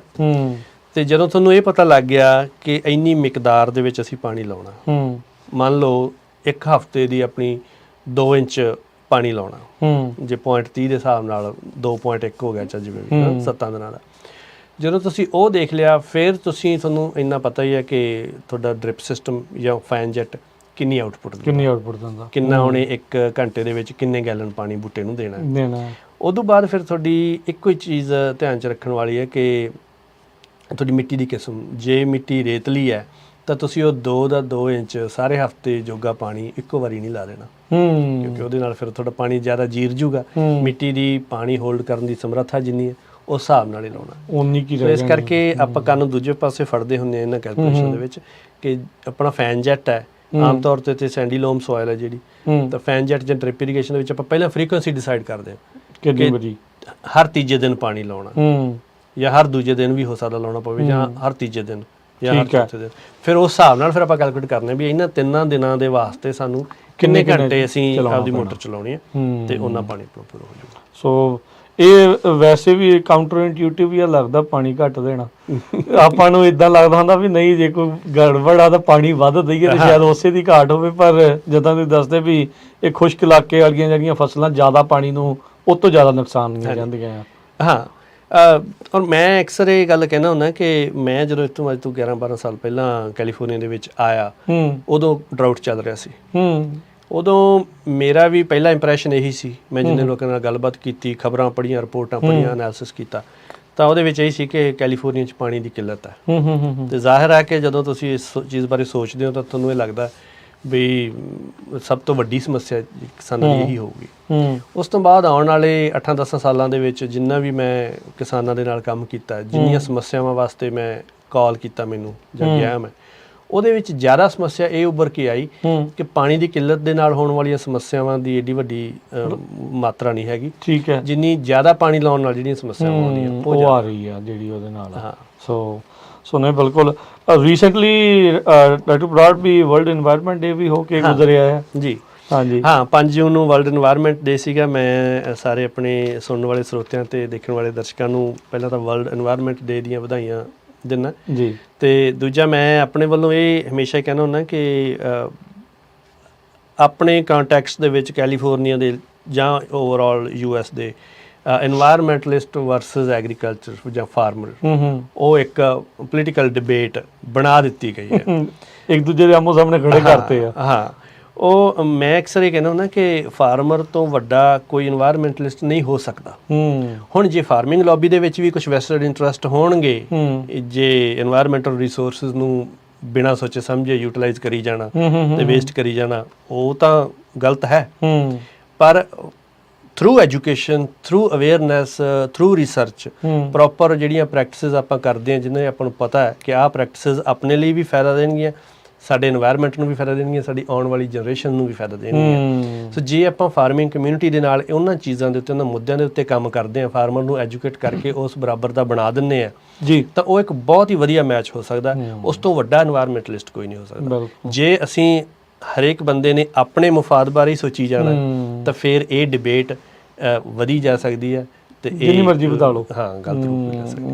ਬਸ ਇਹ ਵੀ ਜਿੰਨੀ ਮਰਜ਼ੀ ਤੁਸੀਂ ਜਿਹੜੀ ਲੱਸੀ ਪਤਲੀ ਕਰੀ ਜਾਓ, ਉਹਦਾ ਕੋਈ ਚੱਕਰ ਨਹੀਂ, ਉਹਦਾ ਕੋਈ ਅੰਤ ਨਹੀਂ ਜਿਹੜਾ ਉਹ ਹੈਗਾ। ਰਾਈਟ ਨਾਓ ਡਾਕਟਰ ਬਰਾੜ, ਜਿੱਦਾਂ ਵੱਖ-ਵੱਖ ਵੈਰਾਈਟੀਜ਼ ਆ ਐਲੀਮੈਂਟ ਦੀਆਂ, ਉਹਨਾਂ ਦੇ ਲਈ ਕੁਛ, ਕਿਸੇ ਦੇ ਲਈ ਕੁਛ ਡਿਫਰੈਂਟ ਕਰਨਾ ਹੈ ਜਾਂ ਆਲਮੋਸਟ ਸਾਰਿਆਂ ਦੇ ਲਈ ਸੇਮ ਹੀ ਚੱਲ ਰਿਹਾ ਹੈ? ਕੁਛ ਜਿਹੜੀਆਂ ਪੋਲੀਨਾਈਜ਼ਰਸ ਆ ਉਹਨਾਂ ਦੇ ਵਿੱਚ ਹਲ ਸਪਲਿਟ ਦੇਰ ਨਾਲ ਹੁੰਦਾ। ਠੀਕ ਹੈ। ਸੋ ਜਿਹੜੀ ਹਲ ਸਪਲਿਟ ਨੂੰ ਲੈ ਕੇ ਜੇ ਆਪਾਂ ਕੋਈ ਵੀ ਚੀਜ਼ ਕਰਨੀ ਹੈਗੀ ਆ ਤਾਂ ਉਹ ਪੋਲੀਨਾਈਜ਼ਰ ਵੈਰਾਈਟੀਆਂ ਨੂੰ ਮੱਦੇਨਜ਼ਰ ਰੱਖ ਕੇ ਉਹਨਾਂ ਦੇ ਹਿਸਾਬ ਨਾਲ ਕਰਨੀ ਹੈ। ਠੀਕ ਹੈ। ਮੋਟੇ ਤੌਰ ਦੇ ਉੱਤੇ ਜਿਹੜਾ ਅਦਰਵਾਈਜ਼ ਇਰੀਗੇਸ਼ਨ ਸਕੈਜੂਅਲ ਆ ਉਹ ਬੂਟੇ ਦੀ ਛਤਰੀ ਦੇ ਹਿਸਾਬ ਨਾਲ ਜਾਂ ਰੈਫਰੈਂਸ ਮੌਸਮ ਦੇ ਹਿਸਾਬ ਨਾਲ ਹੀ ਹੋਣਾ। ਨਾਈਟ੍ਰੋਜਨ ਦਾ ਜਾਂ ਪੋਟਾਸੀਅਮ, ਫਾਸਫੋਰਸ ਜਾਂ ਜਿੰਨੀ ਆਪਣੀ ਨਿਊਟ੍ਰੀਸ਼ਨ ਹੈ ਉਹਦਾ ਵੀ ਪ੍ਰੈਟੀ ਮੱਚ ਕੋਈ ਇੱਦਾਂ ਫਰਕ ਨਹੀਂ ਹੈ ਕਿ ਪੋਲੀਨਾਈਜ਼ਰਸ ਨੂੰ ਵੱਖਰਾ ਹੈ। ਠੀਕ ਹੈ। ਸੋ ਇੱਕ ਚੀਜ਼ ਜਿਹੜੀ ਮੈਂ ਹੋਰ, ਤੁਸੀਂ ਪੋਲੀਨਾਈਜ਼ਰ ਤੋਂ ਮੈਨੂੰ ਯਾਦ ਕਰਵਾਈ, ਪੋਲੀਨਾਈਜ਼ਰ ਦੇ ਜਿਹੜੀ ਫਾਸਫੋਰਸ, ਨਾਈਟ੍ਰੋਜਨ ਪੋਟਾਸੀਅਮ ਦੀ ਆਪਣੀ ਗੱਲ ਹੋ ਗਈ ਹੈ। ਹਾਂਜੀ। ਫਾਸਫੋਰਸ ਹੈ ਜਿਹੜੀ, ਮੈਂ ਹੁਣੇ ਇੱਕ ਪਿੱਛੇ ਜੇ ਪੜ੍ਹ ਰਿਹਾ ਸੀ ਰਿਸਰਚ, ਫਾਸਫੋਰਸ ਵੈਸੇ ਤਾਂ ਇਹ ਵੈਲ ਨੋਨ ਫੈਕਟ ਹੈ ਕਿ ਬੂਟੇ ਦੀ ਜੜ੍ਹਾਂ ਦੀ ਗਰੋਥ ਵਾਸਤੇ ਫਾਸਫੋਰਸ ਬਹੁਤ ਜ਼ਰੂਰੀ ਹੈ। ਪਰ ਹੁਣ ਇੱਕ ਤਾਜ਼ਾ ਰਿਸਰਚ ਇਹ ਵੀ ਕਹਿੰਦੀ ਹੈ ਕਿ ਬੂਟੇ ਨੂੰ ਸਟਰੈਸ ਤੋਂ, ਖਾਸ ਤੌਰ 'ਤੇ ਹੀਟ ਸਟਰੈਸ ਤੋਂ ਉਹਦੇ ਖਾਣ ਦਾ ਬਣਾਉਣ ਵਾਸਤੇ ਜਾਂ ਹੀਟ ਸਟਰੈਸ ਤੋਂ ਬਚਾਉਣ ਵਾਸਤੇ ਫਾਸਫੋਰਸ ਬਹੁਤ ਕੰਮ ਦਿੰਦੀ ਹੈ। ਠੀਕ ਹੈ। ਤੇ ਫਾਸਫੋਰਸ ਅਕਸਰ ਆਪਣੀ ਕੈਲੀਫੋਰਨੀਆ ਦੀਆਂ ਮਿੱਟੀਆਂ ਦੇ ਵਿੱਚ ਨੇਟਿਵਲੀ ਬਹੁਤ ਜ਼ਿਆਦਾ ਫਾਸਫੋਰਸ। ਓਕੇ। ਸੋ ਇੱਥੇ ਫਾਸਫੋਰਸ ਦੀ ਡੈਫੀਸ਼ੀਐਂਸੀ ਘੱਟ ਦੇਖਣ ਨੂੰ ਮਿਲਦੀ ਹੈ, ਪਰ ਫਾਸਫੋਰਸ ਆਮ ਤੌਰ ਦੇ ਉੱਤੇ ਉਪਲਬਧ ਨਹੀਂ ਹੁੰਦੀ। ਉਹ ਫਿਰ ਕਿਤਾਬ ਮਿੱਟੀ ਦੇ ਵਿੱਚ ਫਾਸਫੋਰਸ ਮਿੱਟੀ ਦੇ ਕਣਾਂ ਦੇ ਨਾਲ ਵੱਜ ਜਾਂਦੀ ਹੈ ਜੁੜ ਕੇ, ਸੋ ਬੂਟੇ ਨੂੰ ਮਿਲਦੀ ਨਹੀਂ। ਸੋ ਬੂਟੇ ਦੀਆਂ ਜੜ੍ਹਾਂ ਉੱਥੋਂ ਤੱਕ ਪਹੁੰਚਦੀਆਂ ਨੇ ਗਰੋ ਕਰਕੇ, ਤਾਂ ਫਿਰ ਉਹ you have to have the access. ਉਹਨੂੰ ਫਿਰ ਤੋੜਨਾ ਕਿੱਦਾਂ ਸੋਇਲ ਦੇ ਨਾਲੋਂ? ਉਹ ਬੂਟੇ ਦੀਆਂ ਜੜ੍ਹਾਂ ਨੇ, ਬੂਟੇ ਦੀ ਜੜ੍ਹਾਂ ਨੇ ਵਾਧੇ ਨਾਲ। ਕੋਈ ਐਕਟੀਵੇਟਰ ਨਹੀਂ ਪਾਉਣ ਦੀ ਲੋੜ ਉਹਦੇ ਵਿੱਚ? ਜਿਵੇਂ AMF ਹੈ, ਅਰਬਸਕੂਲਰ ਮਾਈਕੋਰਾਈਜ਼ੀ ਹੈ। ਹਾਂਜੀ ਹਾਂਜੀ। ਉਹ ਮਾਈਕੋਰਾਈਜ਼ੀ ਪ੍ਰੋਡਕਟਸ ਕੁਝ ਹੈਗੇ ਨੇ ਜਿਹੜੇ ਫਾਸਫੋਰਸ ਦੀ ਅਪਟੇਕ ਵਧਾਉਂਦੇ ਆ ਬੂਟੇ ਦੇ ਵਿੱਚ। ਓਕੇ। ਸੋ ਉੱਦਾਂ ਦੇ ਪ੍ਰੋਡਕਟਸ ਕੁਝ ਯੂਜ਼ ਕੀਤੇ ਜਾ ਸਕਦੇ ਆ, ਟਰਾਇਲ ਬੇਸਿਸ ਤੇ ਯੂਜ਼ ਕੀਤੇ ਜਾ ਸਕਦੇ ਆ, ਜਾਂ ਜੇ ਉਹਨਾਂ ਦਾ ਕੋਈ ਡਾਟਾ ਹੈਗਾ ਤਾਂ ਤੁਸੀਂ ਦੇਖ ਕੇ, ਜੇ ਤੁਹਾਨੂੰ ਲੱਗਦਾ ਕਿ ਫਾਸਫੋਰਸ ਦੀ ਤੁਸੀਂ ਆਪਣੀ ਬੂਟੇ ਦੇ ਟਿਸ਼ੂ ਦੇ ਵਿੱਚ ਚੈੱਕ ਕਰ ਲਓ। ਹਾਂ, ਫਿਰ ਮਿੱਟੀ ਦੇ ਵਿੱਚ ਫਾਸਫੋਰਸ ਦੀ ਮਾਤਰਾ ਤੁਹਾਡੀ ਟਰੂ ਰਿਪਰੈਜ਼ੈਂਟੇਟਿਵ ਨਹੀਂ ਹੋਊਗੀ, ਕਿਉਂਕਿ ਜੇ ਪੱਤਿਆਂ ਦੇ ਵਿੱਚ ਸ਼ੋ ਅਪ ਨਹੀਂ ਹੋ ਰਹੀ ਤਾਂ। ਸੋ ਫਾਸਫੋਰਸ ਇੱਕ ਇੰਪੋਰਟੈਂਟ ਹੈ ਤੱਤ ਜਿਹੜਾ ਆਪਾਂ ਨੂੰ ਅੱਖੋਂ ਪਰੋਖੇ ਨਹੀਂ ਕਰਨਾ ਚਾਹੀਦਾ। ਨਹੀਂ ਕਰਨਾ ਚਾਹੀਦਾ। ਜਿਹੜੀ NPK ਦੇ ਵਿੱਚ ਜਿਹੜੀ ਅਕਸਰ ਜਿਹੜੀ ਆ ਵਿਚਾਲੇ ਵਾਲਾ ਜਿਹੜਾ ਇਹੀ ਆ, ਅਕਸਰ ਆਪਾਂ ਇਹੀ ਜ਼ਿਆਦਾ ਜਿਹੜਾ ਉਹ ਪਾਇਆ ਜਾਂਦਾ। ਆਮ ਜਿਹੜਾ ਘਰੇਲੂ ਬੰਦਾ ਤਾਂ ਉਹ ਇੱਦਾਂ ਦੀ ਕੋਈ ਚੀਜ਼ ਹੀ ਜਿਹੜਾ ਉਹ ਲੈ ਕੇ ਆਉਂਦਾ ਜਾਂ ਸਾਰੇ ਬਰਾਬਰ ਜਿਹੜੀਆਂ ਮਾਤਰਾ ਦੀਆਂ ਹੁੰਦੀਆਂ ਆ। ਜੀ ਜੀ ਜੀ।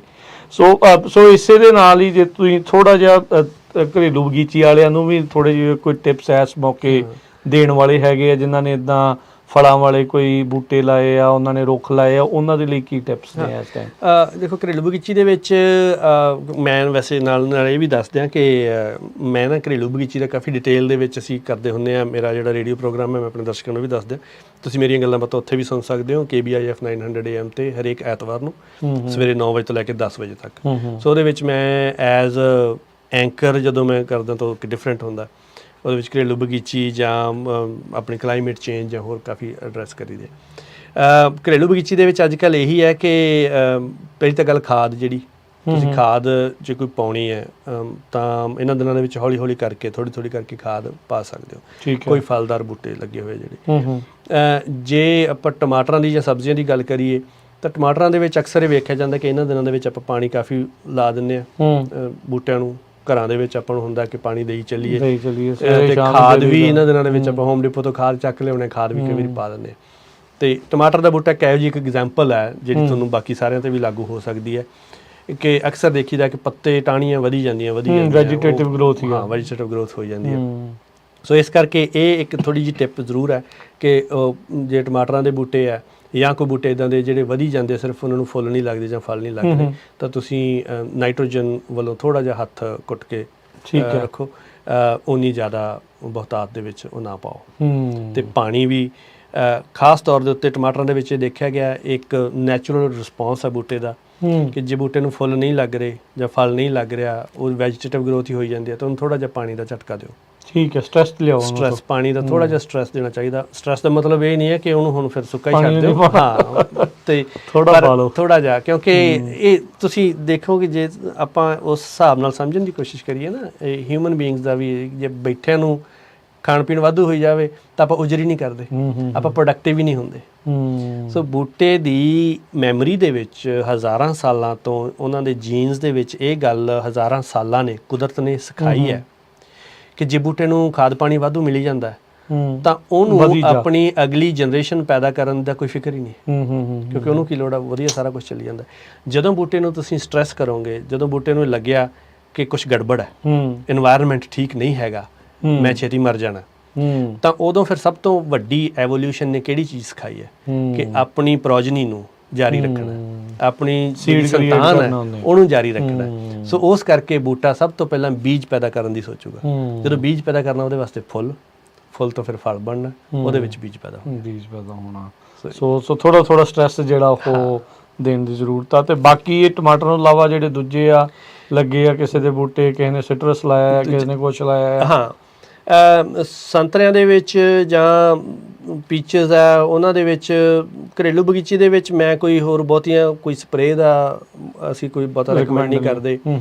ਸੋਪ ਸੋਲਿਊਸ਼ਨ ਵਗੈਰਾ ਤੁਸੀਂ ਪਾ ਸਕਦੇ ਹੋ। ਪਲਾਂਟ ਬੈਗਸ ਇਹਨਾਂ ਦਿਨਾਂ ਦੇ ਵਿੱਚ ਨਾ ਐਕਟਿਵ ਆੜੂਆਂ ਦੇ ਵਿੱਚ, ਜਿਵੇਂ ਖਾਸ ਤੌਰ ਦੇ ਉੱਤੇ ਪਲਾਂਟ ਬੈਗਸ ਜਿਹੜੇ ਆ ਜਾਂਦੇ ਆ, ਉਹ ਆੜੂਆਂ ਦੇ ਵਿੱਚ ਫਿਰ ਉਹਨੂੰ ਟੁੱਕਦੇ ਆ ਉਹਨਾਂ ਨੂੰ। ਉਹਦੇ ਵਾਸਤੇ ਤੁਸੀਂ ਸੋਪ ਸੋਲਿਊਸ਼ਨ ਵਗੈਰਾ ਬਣਾ ਸਕਦੇ ਹੋ ਘਰੇ। ਠੀਕ ਹੈ, ਜਿਹੜਾ ਆਪਣਾ ਡਿਸ਼ ਸੋਪ ਹੁੰਦੀ ਹੈ, ਡਿਸ਼ ਸੋਪ ਨੂੰ ਮਿਕਸ ਕਰਕੇ, ਭਾਂਡੇ ਧੋਣ ਵਾਲਾ ਚਮਚਾ ਡਿਸ਼ ਸੋਪ ਮਿਕਸ ਕਰਕੇ, ਤੇ 1 ਕੱਪ ਵੈਜੀਟੇਬਲ ਆਇਲ ਜਿਹੜਾ ਕੁਕਿੰਗ ਆਇਲ ਉਹ ਮਿਕਸ ਕਰਕੇ, ਤੇ ਥੋੜਾ ਜਿਹਾ ਉਹਦੇ ਚ ਚਮਚਾ ਵਿਨੇਗਰ ਪਾ ਲਓ, ਠੀਕ ਹੈ, ਇਹ ਤਿੰਨੇ ਚੀਜ਼ਾਂ ਪਾ ਕੇ ਇਹਨੂੰ ਇੱਕ ਡੱਬੀ ਦੇ ਵਿੱਚ ਸ਼ੇਕ ਕਰਕੇ ਮਿਕਸ ਕਰਕੇ ਡੱਬੀ ਚ ਪਾ ਕੇ ਰੱਖ ਲਓ। ਇਹ ਤੁਹਾਡਾ ਮੇਨ ਸੋਲੂਸ਼ਨ, ਬੇਸ ਸੋਲੂਸ਼ਨ ਬਣ ਗਿਆ। ਜਦੋਂ ਤੁਸੀਂ ਸਪਰੇਅ ਕਰਨੀ ਹੈ ਤਾਂ ਇੱਕ ਸਪਰੇਅ ਬੋਟਲ ਲਓ, 1 ਲੀਟਰ ਵਾਲੀ ਜਾਂ ਕੁਆਰਟ ਵਾਲੀ ਹੁੰਦੀ ਹੈ, ਤਾਂ ਉਹਦੇ ਵਿੱਚ ਕੋਸਾ ਪਾਣੀ, ਠੀਕ ਆ, ਕੋਸਾ ਪਾਣੀ ਪਾ ਕੇ, ਤੇ ਉਹਦੇ ਵਿੱਚ ਜਿਹੜਾ ਆਪਾਂ ਸੋਲੂਸ਼ਨ ਬਣਾਇਆ ਸੀਗਾ ਉਹਦਾ 1 ਚਮਚ 1 ਲੀਟਰ ਦੇ ਵਿੱਚ ਉਹ ਪਾ ਲੈਣਾ। ਉਹ ਪਾ ਕੇ ਉਹਨੂੰ ਹਿਲਾ ਕੇ ਘੋਲ, ਤੇ ਉਹਦੇ ਤੇ ਫਿਰ ਉਹ ਵਿਨੇਗਰ ਤੇ ਉਹਦੇ ਨਾਲ ਫਿਰ ਸਾਰੀਆਂ ਚੀਜ਼ਾਂ ਮਿਲ ਕੇ ਤੇ ਉਹ ਬਚਾ ਦਿੰਦੀਆਂ। ਹਾਂ, ਅੱਛਾ, ਲੋਕ ਕੁਛ ਉਹਦੇ ਵਿੱਚ ਹੋਰ ਵੀ 2 ਚੀਜ਼ਾਂ ਪਾ ਦਿੰਦੇ ਆ, ਕਈ ਵਾਰੀ ਥੋੜਾ ਜਿਹਾ ਗਾਰਲਿਕ ਦਾ ਪਾਊਡਰ ਤੇ ਜਾਂ ਮਿਰਚਾਂ। ਠੀਕ ਹੈ, ਉਹ ਇਨਸੈਕਟਸ ਨੂੰ ਰਿਪੈਲ ਕਰਨ ਦੇ ਵਿੱਚ ਕੰਮ ਕਰਦੀ ਹੈ। ਠੀਕ ਹੈ, ਤੇ ਇਹ ਜ਼ਰੂਰ ਖਿਆਲ ਰੱਖੋ ਕਿ ਜਦੋਂ ਤੁਸੀਂ ਆਪਦੇ ਬੂਟਿਆਂ ਤੇ ਪਹਿਲੀ ਵਾਰੀ ਇਹ ਚੀਜ਼ ਕਰਨੀ ਹੈ ਤਾਂ ਬੂਟੇ ਦੇ ਇੱਕ ਪਾਸੇ ਤੇ ਕੁਝ ਪੱਤਿਆਂ ਦੇ ਉੱਤੇ ਕਰਕੇ ਇੱਕ ਵਾਰੀ ਦੇਖੋ, ਟੈਸਟ ਕਰਕੇ ਦੇਖੋ, ਸਾਰੇ ਤੇ ਨਾ ਪਾ ਲਓ। ਹਾਂ, ਕਈ ਵਾਰੀ ਇਹ ਹੁੰਦਾ। ਹੁਣ ਦੂਜੀ ਗੱਲ ਇਹ ਹੈ ਕਿ ਜੇ ਤੁਸੀਂ ਇਦਾਂ ਦੀ ਕੋਈ ਸਪਰੇਅ ਕਰਨੀ ਹੈ ਤਾਂ ਜਾਂ ਤਾਂ ਸਵੇਰੇ ਕਰੋ, ਜਾਂ ਸ਼ਾਮ ਨੂੰ ਕਰੋ, ਜਾਂ ਰਾਤ ਨੂੰ ਕਰੋ। ਦਿਨੇ ਜਦੋਂ ਤਪਸ਼ ਹੈ, ਬੂਟੇ ਨੂੰ ਪਹਿਲਾਂ ਹੀ ਸਟ੍ਰੈਸ ਹੈ, ਤਾਂ ਉਹਦੇ ਉੱਤੇ ਇਦਾਂ ਦੀ ਹੋਰ ਚੀਜ਼ ਪੱਤਿਆਂ ਦੇ ਉੱਤੇ ਆਪਾਂ ਲੇਪ ਲਾਉਣੇ ਆ ਤਾਂ ਬੂਟੇ ਦੀ ਕੈਪੈਸਿਟੀ ਘਟਦੀ ਹੈ ਫੋਟੋਸਿੰਥੇਸਿਸ। ਸੋ ਉਹ ਥੋੜੇ ਜਿਹੇ ਇਹਨਾਂ ਚੀਜ਼ਾਂ ਦੇ ਧਿਆਨ ਜਿਹੜਾ ਸੋ ਇਹ ਥੋੜੇ ਜਿਹੜੇ ਟਿਪਸ ਆ ਉਹ ਹੁਣ ਇਹਨਾਂ ਮਹੀਨਿਆਂ ਦੇ ਵਿੱਚ ਜਿਹੜਾ ਉਹ ਤੁਸੀਂ ਵਰਤ ਲਓ, ਜਾਂ ਬਾਕੀ ਟਾਈਮ ਵੀ ਜਿਹੜਾ ਤੁਸੀਂ ਯੂਜ਼ ਕਰ ਸਕਦੇ ਆ। ਤੇ ਜ਼ਿਆਦਾ ਪਾਣੀ ਤੋਂ ਬਚਾਏ ਥੋੜਾ ਜਿਹੜਾ ਪਾਣੀ ਆ ਹਿਸਾਬ ਦੇ ਨਾਲ ਟਰਾਈ ਕਰੋ। ਜ਼ਿਆਦਾ ਸਵੇਰੇ ਪਾਉਣ ਦਾ ਡਾਕਟਰ ਸਾਹਿਬ ਉੱਦਾਂ ਫਾਇਦਾ ਹੈ ਪਾਣੀ ਦਾ, ਜਾਂ ਸ਼ਾਮ ਨੂੰ, ਜੇ ਆਪਾਂ ਘਰ ਵਾਲਿਆਂ ਦੀ ਉਹ ਗੱਲ ਕਰਦੇ ਆ ਤਾਂ? ਪਾਣੀ ਮੇਰੇ ਖਿਆਲ ਨਾਲ ਅਰਲੀ ਮਾਰਨਿੰਗ ਜਦੋਂ ਹੁੰਦਾ ਆਪਣਾ ਧੁੱਪ ਤਪਸ਼ ਨਹੀਂ ਹੋਈ ਜੀ, ਅਰਲੀ ਮਾਰਨਿੰਗ ਤੁਸੀਂ ਆਪਣੇ ਸਪ੍ਰਿੰਕਲਰ ਸਿਸਟਮ ਜਿਹੜਾ ਲਾਇਆ ਜਾਂ ਡ੍ਰਿਪ ਸਿਸਟਮ, ਤੁਸੀਂ ਅਰਲੀ ਮਾਰਨਿੰਗ 5 ਵਜੇ ਤੋਂ ਲੈ ਕੇ 5:30 ਵਜੇ ਤੱਕ ਜਿੰਨਾ ਵੀ ਸੈੱਟ ਕੀਤਾ ਟਾਈਮ, ਹਾਂ ਉਹ ਬੈਸਟ ਹੈ, ਬੈਸਟ ਟਾਈਮ। ਹਾਂ, ਉਹਦੇ ਨਾਲ ਫਿਰ ਇਹ ਸਾਰਾ ਦਿਨ, ਜੇ ਤੁਸੀਂ ਦਿਨ ਦੇ ਵਿੱਚ 2 ਵਾਰੀ ਲਾਉਣਾ ਤਾਂ ਫਿਰ ਸਵੇਰੇ ਤੇ ਸ਼ਾਮ ਨੂੰ ਉਹ ਲਾ ਸਕਦੇ ਹੋ। ਠੀਕ ਹੈ ਜੀ। ਤੇ ਮੈਂ ਇੱਕ ਕਹਿਣਾ ਹੁੰਦਾ ਸਾਰਿਆਂ ਨੂੰ ਕਿ ਜਿਹੜੀ ਸਪ੍ਰਿੰਕਲਰ ਸਿਸਟਮ ਹੁੰਦਾ ਆਪਣਾ ਘਾਹ ਵਾਸਤੇ ਲੱਗਿਆ, ਉਸੇ ਨੂੰ ਹੀ ਵਧਾ ਕੇ ਉਸੇ ਟਾਈਮਰ ਦੇ ਉੱਤੇ ਹੀ ਤੁਸੀਂ ਫਲਦਾਰ ਬੂਟਿਆਂ ਜਾਂ ਸਬਜ਼ੀਆਂ ਨਾ ਲਾਓ, ਕਿਉਂਕਿ ਘਾਹ ਦੀ ਬਹੁਤ ਜ਼ਿਆਦਾ ਲੋੜ ਹੁੰਦੀ ਹੈ ਪਾਣੀ ਦੀ। ਘਾਹ ਨੂੰ ਤਾਂ ਹਰ ਦੂਜੇ ਦਿਨ ਆਪਣਾ 15-20 ਮਿੰਟ ਚੱਲਦੇ ਆ, ਜ਼ਿਆਦਾ ਹੀ ਚੱਲਦੇ ਆ, ਜਦੋਂ ਤੱਕ ਕਾਉਂਟੀ ਆਪਾਂ ਨੂੰ ਮਨਾ ਨਹੀਂ ਕਰਦੀ ਜਾਂ ਸਿਟੀ ਮਨਾ ਨਹੀਂ ਕਰਦੀ, ਉਦੋਂ ਤੱਕ ਆਪਣੇ ਚੱਲਦੇ ਆ। ਸਬਜ਼ੀਆਂ ਨੂੰ ਜਾਂ ਫਲਦਾਰ ਬੂਟਿਆਂ ਨੂੰ ਇੰਨਾ ਜ਼ਿਆਦਾ ਪਾਣੀ ਦੀ ਲੋੜ ਨਹੀਂ ਹੁੰਦੀ, ਸੋ ਉਹਦਾ ਇੱਕ ਵੱਖਰਾ ਛੋਟਾ ਜਿਹਾ ਟਾਈਮਰ ਖਰੀਦ ਕੇ ਤੁਸੀਂ ਆਪਣੀ ਹੋਜ਼ ਦੇ ਉੱਤੇ ਲਾ ਕੇ ਵੱਖਰੀ ਟੇਪ ਪਾਈਪ ਕੱਢ ਕੇ ਉਹ ਜ਼ਿਆਦਾ ਵਧੀਆ ਤਰੀਕੇ ਨਾਲ। ਹਾਂਜੀ ਬਿਲਕੁਲ। ਬਾਕੀ ਗੇੜਾ ਮਾਰਿਆ ਕਰੋ, ਜਿਹੜੀ ਵੀਡਿੰਗ ਆ ਉਹ ਕਰਦੇ ਰਿਹਾ ਕਰੋ, ਤਾਂ ਜੋ ਜਿਹੜਾ ਪਾਣੀ ਆ ਉਹ ਬੂਟੇ ਨੂੰ ਜਾਵੇ, ਨਾ ਕਿ ਜਿਹੜੇ ਨਦੀਨਾਂ ਨੂੰ ਜਿਹੜਾ ਉਹ ਜਾਈ ਜਾਵੇ। ਇੱਕ ਚੀਜ਼ ਹੋਰ, ਆਪਾਂ ਘਰੇਲੂ ਬਗੀਚੀ ਦੀ ਗੱਲ ਹੀ ਚੱਲੀ ਆ, ਤਾਂ ਜਿਹੜੇ ਮੈਂ ਹੁਣ ਦੇਖਿਆ ਮੇਰੇ ਲਾਏ ਸੀ, ਮੈਂ ਤਰ੍ਹਾਂ ਕਰੇਲੇ, ਭਿੰਡੀਆਂ, ਇਹੋ ਜਿਹਾ ਕੁਛ ਵੇਲਾਂ ਲਾਈਆਂ, ਕੱਦੂ ਜਾਤੀ ਦੀਆਂ ਮੈਂ ਕਾਫੀ ਲਾਈਆਂ ਸੀਗੀਆਂ। ਉਹਨਾਂ ਦੇ ਵਿੱਚ ਹੁਣ ਕਈਆਂ ਨੂੰ ਫੁੱਲ ਪੈ ਰਿਹਾ, ਫਲ ਵੀ ਬਣ ਰਿਹਾ ਤਰ੍ਹਾਂ ਨੂੰ। ਜਦੋਂ ਕੋਈ ਫਲ ਪੱਕਦਾ, ਤੁਹਾਡਾ ਅੱਲ ਪੱਕ ਗਈ ਜਾਂ ਕੱਦੂ ਪੱਕ ਗਿਆ, ਤਾਂ ਉਹ ਜਦੋਂ ਪੱਕਦਾ, ਪੱਕਣ ਤੋਂ ਪਹਿਲਾਂ ਉਹਨੂੰ ਜਿਹੜਾ ਕਿਰਨ ਤੋਂ ਪਹਿਲਾਂ ਤੁਸੀਂ ਉਹਨੂੰ ਤੋੜ ਲੈਣਾ। ਸਬਜ਼ੀ ਬਣਾਉਣ ਯੋਗ ਜਦੋਂ ਕੱਚਾ ਹੋ ਗਿਆ ਨਾ, ਤੁਸੀਂ ਉਹਨੂੰ ਤੋੜੀ ਜਾਣਾ, ਜਿਵੇਂ ਪੱਕੀ ਨਰੋਇਆ ਜਾਂ ਜਦੋਂ ਹੁੰਦਾ ਵਧੀਆ ਜਿਹਾ। ਜੇ ਅਸੀਂ ਫਲ ਨੂੰ ਪੱਕਣ ਤੇ ਪਹੁੰਚ ਦਿਆਂਗੇ ਤਾਂ ਫਿਰ ਬੂਟੇ ਦੇ ਵਿੱਚ ਉਹਦੇ ਸਿਗਨਲ, ਹਾਰਮੋਨਲ ਸਿਗਨਲ ਇਸ ਤਰੀਕੇ ਨਾਲ ਚਲੇ ਜਾਂਦੇ ਆ ਕਿ ਬਸ ਹੁਣ ਖਤਮ ਹੋ ਗਿਆ, ਪਕਾਈ ਦਾ ਟਾਈਮ ਆ ਗਿਆ। ਉਸ ਤੋਂ ਬਾਅਦ ਬੂਟੇ ਨੇ ਆਪਦਾ ਲਾਈਫ ਸਾਈਕਲ ਖਤਮ ਕਰਨਾ ਸ਼ੁਰੂ ਕਰ ਦੇਣਾ। ਜੇ ਤੁਸੀਂ 2-3 ਕੱਦੂ ਬੂਟੇ ਦੇ ਪੱਕਣ ਦਿਓਗੇ ਨਾ, ਤਾਂ ਫਿਰ ਉਹਦਾ ਲਾਈਫ ਸਾਈਕਲ ਛੇਤੀ ਖਤਮ ਹੋਊਗਾ। ਠੀਕ ਹੈ। ਜੇ ਤੁਸੀਂ ਉਹਨੂੰ ਲਗਾਤਾਰ ਤੋੜੀ ਜਾਓਗੇ। ਦੂਜਾ, ਅਸੀਂ ਜਿਹੜਾ ਸੈਂਗਰ ਵਾਲੇ ਆਪਣੇ CDFA ਦੇ ਪ੍ਰੋਜੈਕਟ ਦੇ ਵਿੱਚ ਪਿਛਲੇ 2 ਸਾਲ ਅਸੀਂ ਟਰਾਇਲ ਕੀਤਾ ਸੀ, ਇੱਕ ਡੈਮੋਨਸਟ੍ਰੇਸ਼ਨ ਵੀ ਕੀਤੀ ਸੀ ਉਹਦੇ ਵਿੱਚ ਇਹ ਸੀ, ਜਿੰਨੀਆਂ ਵੇਲਾਂ ਨੇ, ਕੱਦੂ ਦੀ ਵੇਲ ਹੋ ਗਈ, ਤੋਰੀਆਂ ਦੀ ਹੋ ਗਈ, ਕਰੇਲਿਆਂ ਦੀ, ਉਹਨੂੰ ਅਸੀਂ 10 ਗੰਢਾਂ ਬਾਅਦ ਕੋਈ ਵੀ ਜਿਹੜੀ ਟਾਹਣੀ ਫੁੱਟਦੀ ਹੈ ਨਾ, ਤੋੜਤਾ ਉਹਦੀ 10 ਗੰਢਾਂ ਗਿਣ ਲਓ, 10 ਗੰਢਾਂ ਤੱਕ ਵੱਧ ਗਈ ਤਾਂ ਉਹਨੂੰ ਉੱਤੋਂ ਤੋੜ ਦਿਓ। 10 ਗੰਢਾਂ ਮਤਲਬ 10 ਲੀਵਸ? ਹਾਂ, ਉਹ ਹਰੇਕ ਗੰਢ ਬਣਦੀ ਹੈ, ਕੁਛ ਇੰਚ ਬਾਅਦ ਇੱਕ ਗੰਢ ਬਣਦੀ ਹੈ, ਉੱਥੋਂ ਲੀਫ ਹੁੰਦੇ ਆ, ਲੀਫ ਦਾ ਫਟਾਰਾ ਤਾਂ ਹੁੰਦਾ ਹੀ ਹੈ, ਉੱਥੋਂ ਕਈ ਵਾਰੀ ਸਾਈਡ ਸ਼ੂਟ ਵੀ ਬਣਦੀ ਹੈ। ਹਾਂਜੀ, ਇੱਕ ਬੱਡ ਹੁੰਦੀ ਹੈ ਲੈਟਰਲ, ਉਹਦੇ ਚੋਂ ਸਾਈਡ ਸ਼ੂਟ ਬਣਦੀ ਹੈ। ਸੋ ਐਂ 10 ਗੰਢਾਂ ਉੱਥੇ ਗਿਣ ਲੈਣੀਆਂ ਨੇ। 10 ਗੰਢਾਂ ਤੇ ਜਾ ਕੇ ਜਾਂ 12 ਗੰਢਾਂ ਤੇ ਜਾ ਕੇ ਤੁਸੀਂ ਉਹਨੂੰ ਕੱਟ ਦਿਓ ਜਾਂ ਪਿੰਚ ਕਰ ਦਿਓ। ਠੀਕ ਹੈ। ਤਾਂ ਉਹਦੇ ਨਾਲ ਇਹ ਹੈ ਕਿ ਜੇ ਤੁਸੀਂ ਨਹੀਂ ਪਿੰਚ ਕਰੋਗੇ ਤਾਂ ਫਿਰ ਉਹੀ ਚੀਜ਼ ਜਿਹੜੇ ਹਾਰਮੋਨਲ ਸਿਗਨਲ ਹੈ ਉਹਨੇ ਵਾਧਾ ਉੱਥੇ ਆਪਣੇ ਆਪ ਰੁਕ ਜਾਣਾ, ਤੇ ਉਦੋਂ ਬਾਅਦ ਬੂਟੇ ਨੇ ਮੈਚਿਓਰਿਟੀ ਵੱਲ ਤੇ ਆਪਣੀ ਲਾਈਫ ਦੇ ਅੰਤਮ ਪੜਾਅ ਵੱਲ ਚੱਲਦੇ ਰਹਿਣਾ। ਜੇ ਤੁਸੀਂ ਉਹਨੂੰ ਪਿੰਚ ਕਰੀ ਜਾਓਗੇ ਤਾਂ ਉਹਨੇ ਸਾਈਡ ਵਾਲੀਆਂ ਸ਼ੂਟਸ ਵਧਾਈ ਜਾਣੀ ਹੈ, ਤਾਂ ਫਿਰ ਜਿਵੇਂ ਪਾਣੀ ਦਾ ਆਪਾਂ ਇਧਰੋਂ ਨੱਕਾ ਬੰਦ ਕਰਤਾ, ਸਾਈਡ ਤੇ ਖੋਲ ਤੇ ਨੱਕੇ ਤੇ ਪਾਣੀ ਉਧਰ ਨੂੰ ਵਗੀ ਜਾਣਾ। ਸੋ ਉਹ ਫਿਰ ਨਵੇਂ ਫੁੱਲ ਆਉਣਗੇ, ਨਵੀਂ ਗਰੋਥ ਆਊਗੀ, ਨਵਾਂ ਫਲ ਲੱਗੂਗਾ। ਠੀਕ ਹੈ। ਉਹਦੀ ਫਿਰ ਹੌਲੀ ਹੌਲੀ ਕਰਕੇ ਤੁਸੀਂ ਸਤੰਬਰ ਅਕਤੂਬਰ ਤੱਕ ਲਿਜਾ ਸਕਦੇ ਹੋ ਜੀ। ਇੱਕ ਛੋਟੀ ਜਿਹੀ ਬ੍ਰੇਕ ਦਾ ਵਕਤ ਹੋ ਗਿਆ, ਬ੍ਰੇਕ ਲਵਾਂਗੇ ਤੇ ਉਸ ਤੋਂ ਬਾਅਦ ਦੇ ਵਿੱਚ ਪਿਸਤੇ ਦੀ ਜਿਹੜੀ ਕ੍ਰੌਪ ਆ ਉਸ ਨੂੰ ਲੈ ਕੇ ਕੀ ਕੁਛ ਕਰਨ ਵਾਲਾ ਆ, ਤੇ ਇਸ ਦੇ ਨਾਲ ਜੋ ਸਿਟਰਸ ਦੀ ਪਲਾਂਟਿੰਗ ਹੋਈ ਹੈ, ਚਾਹੇ ਨਿੰਬੂ ਆ ਤੇ ਚਾਹੇ ਸੰਤਰੇ ਨੇ, ਵੱਖ-ਵੱਖ ਤਰ੍ਹਾਂ ਦੀਆਂ, ਉਹਨਾਂ ਦੇ ਨਾਲ ਕੀ ਚੱਲ ਰਿਹਾ ਉਸ ਬਾਰੇ ਆਪਾਂ ਗੱਲ ਕਰਦੇ ਹਾਂ।